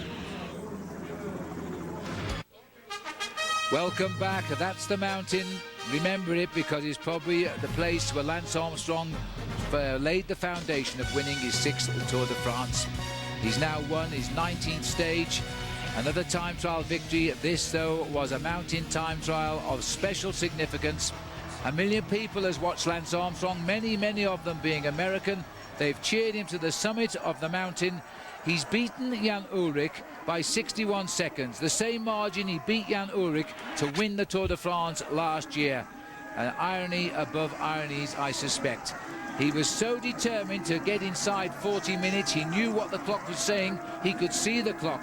He was the only man to beat the 40-minute barrier. He crosses the line in 39 minutes and 41 seconds. And like Ullrich, he gave his bike the sprinter's throw. Every second counts. So let's have a look at the stage results, courtesy of Pacific Life. Lance Armstrong wins now by 61 seconds over Jan Ullrich, 141 over Andreas Clauden, 145 over Jose Azevedo, and 211 over Santos Gonzalez. The man who did the ride of his life, because he's not a great time trialist, is Ivan Basso. He still finished there in 8th. He was caught by Armstrong. He conceded a further 22 seconds to run at 2 minutes 23 rather. Guarini finishes 6th, completing the top 10. Carlos Sastre. Looking further down, Stefan Gruber did the ride of his life. So did Michael Rogers of Australia in 12th. And completing the top 15 in the race, Marcos Serrano of Liberty Seguros, and not Roberto Heras, 3 minutes and 9 seconds. Heras not riding well in this tour. Completing now the top 20, Sandy Cassar, 17th, 3:19. He's going to run now. Volkler very close for that race for the white jersey. Volkler may have conceded that today because he finished in the mid-80s in the race. And Christophe Moreau completing the top 10. Well, there we are as we look at the Alpe d'Huez. Today was a brilliant day for one man. Let's have a look at our Subaru moment, driven by what's inside. It all happened for Lance Armstrong at 12.5 kilometers covered. That's where he took the 2 minutes difference in the start house back. And then there was only a glance from Basso. There was absolutely no glance from Armstrong. And the crowd situated at that checkpoint saw it all happen. Then he came up towards the finishing line. This, remember, is his third stage win of this year's Tour de France. He is still, of course, the yellow jersey. And that is our Subaru moment, driven by what's inside.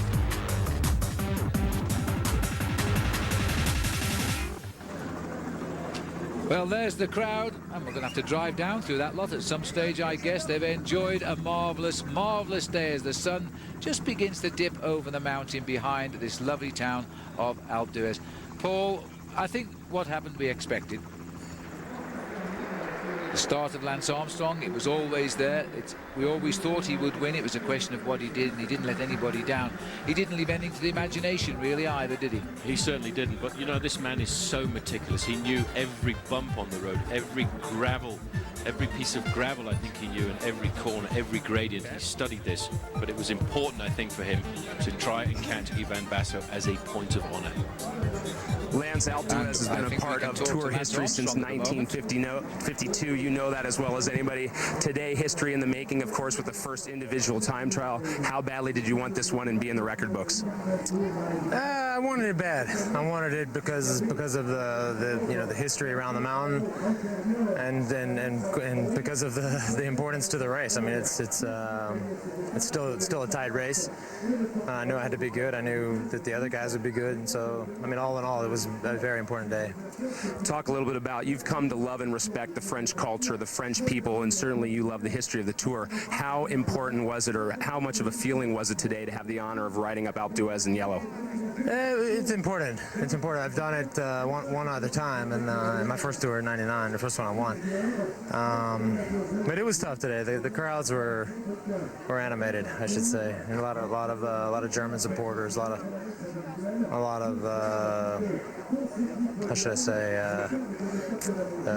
Talk a little bit how tough it was. I mean, it looked as though until the barriers were put up, the crowds were very vocal and got very close. Did it make it difficult? Yeah, no, I mean, they're always close on the climbs. You know, that's the way it was in the Pyrenees. And when you open the road, they're going to get close. And quite frankly, I think it's I have to say, although I enjoyed my day, I think it's a really bad idea to do a time trial on this mountain. It's not safe. There's too much at stake to have Alpe d'Huez open with such a history and such an aura about it, to put 1 million people on the side of it that have been there for weeks, and or some of them up to a week, and could have, who knows, been drinking all day long or whatever, and they get a little angry, and stuff can happen. So some of those sections I was lucky I made it through. All right, well, you took an important step towards 6. Congratulations. Thank you, and that's all that matters. Yes, indeed, it does. At the end of the day, I guess, Paul, that's all that does matter. And when you're the yellow jersey in the Tour de France, by these time gaps, it should now be a formality. It should be a formality, but, Armstrong himself, I'm sure, will admit that the race is not over until he crosses the line on the Champs-Élysées on Sunday. But certainly he's taken a very serious option on winning the Tour de France for a 6th time in succession, which is an unbelievable record. But, Lady Luck may well creep in somewhere along the line, and that's the one thing that Armstrong is very worried about, and I know he wants to make sure that he takes right up at the top of the overall classification. Well, there he is now talking to his girlfriend, Sheryl Crow, who was more worried than Lance at the start, but she looks a little bit more relieved now as he's come home the winner yet again. This is our Foster's overall classification now. There are the gaps that matter. Ivan Basso is now back to 3 minutes 48. Andreas Kloden, despite his great ride, back to over 5 minutes. Jan Ullrich was less than 7. He's now just under 8 behind. Jose Azevedo, his own teammate of Armstrong, in 5th, almost 10 down. Looking further down, the collapse of Francisco Mancebo continues. He's back at 9:20 now. Also for Georg Tocznik, almost 12 minutes. These gaps are now simply enormous. Levi Leipheimer retains his 10th place, 15 minutes and 4 seconds behind Lance Armstrong. I think we can show you some more positions here. Oscar Pereiro has had a great tour, always been up amongst it. He's still 11th. Simone, too, despite the fact he wanted to go home, is 12th. Such is his class. Thomas Volkler, he drops down to 13th, but that's good news in one way. His main targets now are number 17, Vladimir Karpitz, and 19 there, Sandy Kassar. They are his two rivals for the white jersey. Look at this. Richard Varong saying, well done. And Robin McEwen, standing with the men who've won the day, keeps his green jersey, and that is what is most important. And there is the crowd. They're going along, a lot of them are going to walk 15 kilometres home to their cars now in the valley below. We'll stay with the Tour de France a little bit longer live, and we'll be back for the podium and, of course, with Lance Armstrong. Welcome back, and as we look down on this mountain of the Alpe d'Huez, Lance Armstrong has won the day, and this magnificent view is brought to us by Trek. As we see now again, the fabled Alp has blessed one Lance Armstrong. Ivan, a very hard time trial. Are you surprised that Lance was able to catch you? He's not surprised. Lance is strong in the mountain. For me, one day he's not very good, but he's okay. Thank you. Good. Yes, Lance Armstrong, once free of the road race section, he couldn't get rid of Basso, and he did try in the mountains. They came up side by side, but once the race of truth started, then they released a rider who vented all of his anger on the Tour de France. There he is on the podium as he comes on board. This is his prize for the day. And I should imagine he is quite thirsty as well after that ride up Alpe d'Huez. And this will be his 19th ever stage win in the Tour de France. What a magnificent achievement. And he's absolutely annihilated his rivals today on this mountain. Nobody got even close to Lance Armstrong. And as he steps off here, there's Bernardino, welcomes him. This is the Pacific Life stage results.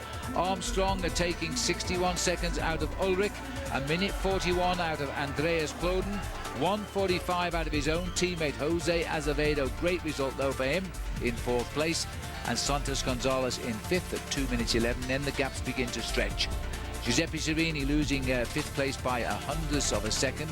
Vladimir Karpitz up in 7th, and Basso finishing in 8th, which actually for Ivan Basso was a very inspired ride. He's not noted as a great time trial rider. Completing the top 10 there, Carlos Sainz. Let's see if we can find him on the podium. Here he comes back again. Lance Armstrong, his 62nd maillot jaune of his career. The 3rd highest total by any riders. Only men ahead of him now. Bernard Hinault has about 79, I think it is, and Eddie Merckx, who's close to 100. They're the next records, perhaps, for this great man from Texas. As he now waits to just see what he will do tomorrow. I wonder what he will do tomorrow. Because, Paul, we are going to see what I believe is the hardest stage of the race tomorrow, and we go over all of the mountains. Before we discuss that, let's have a look at the overall situation. Nearly 68 hours in the saddle. This is our Foster's general classification. Basso stays 2nd. Gaps get a bit larger. Andreas Kloden stays 3rd. Jan Ullrich comes up from 5th to 4th. Acevedo comes up into 5th place as well. But Ullrich just under 8 minutes behind Lance Armstrong. That is a huge gap when it was 61 seconds last year in Paris. Mancebo slipping now, and he's at 9:20, while Levi Leipheimer, number 2 American, stays 10th overall at 15:04. Paul, tomorrow, as I said, it's a toughie. Take us through this one. It's a very difficult stage, and Armstrong said the day after the Alpe d'Huez may well be one of the most difficult stages in the Tour de France last year. They start at the bottom of the Alpe d'Huez climb in the little town of Bourg d'Oisans, and it's a long climb through some huge mountains. The Col de la Croix-Frie at 1,500 meters is very difficult, and that's just before they plunge down into the finish of the Grand Bornand. But it's at the start, Phil, those big climbs, the Col de Glandon and Madeleine. And we will bring it all to you live, so stay with us. Stage 17 from Bourg d'Oisans to Le Grand Bornand, 128 miles. We have bonus coverage for you. Watch the time. Sorry for you on the West Coast. You're up early tomorrow because we'll begin at 6:30 a.m. Eastern Time. We will, of course, be including the Alan Bob Show, the AOL for Broadband pre-race show, and our prime time coverage will also be with you at 8:30 p.m. Eastern Time and Pacific Time. Armstrong has taken his grip on the Tour de France today, as we now know. This is the finish of David Echeverria, but his teammate Mayo was never there. He wasn't in the race this time around. So Lance Armstrong today has done everything we expected of him, and his team have also equipped themselves very, very well. Tomorrow they'll be called in action again. And don't forget, as we say goodbye to the Tour de France tonight, up next will be some of the bravest countdown on television, as we'll bring in about 25 most courageous comebacks in outdoor and action sports. Countdown Courage 25 premieres next, right after this coverage of the Tour de France, which has left one-man Lance Armstrong a clear leader in the Tour, all set fair now to become the first man ever to win the Tour de France 6 times. Visit us as our official English website, olntv.com, for the Tour de France. For everybody concerned with the production of this race, we'll say to you a very goodbye, and we'll see you tomorrow bright and early. The Tour goes on. Armstrong stays in yellow. Goodbye.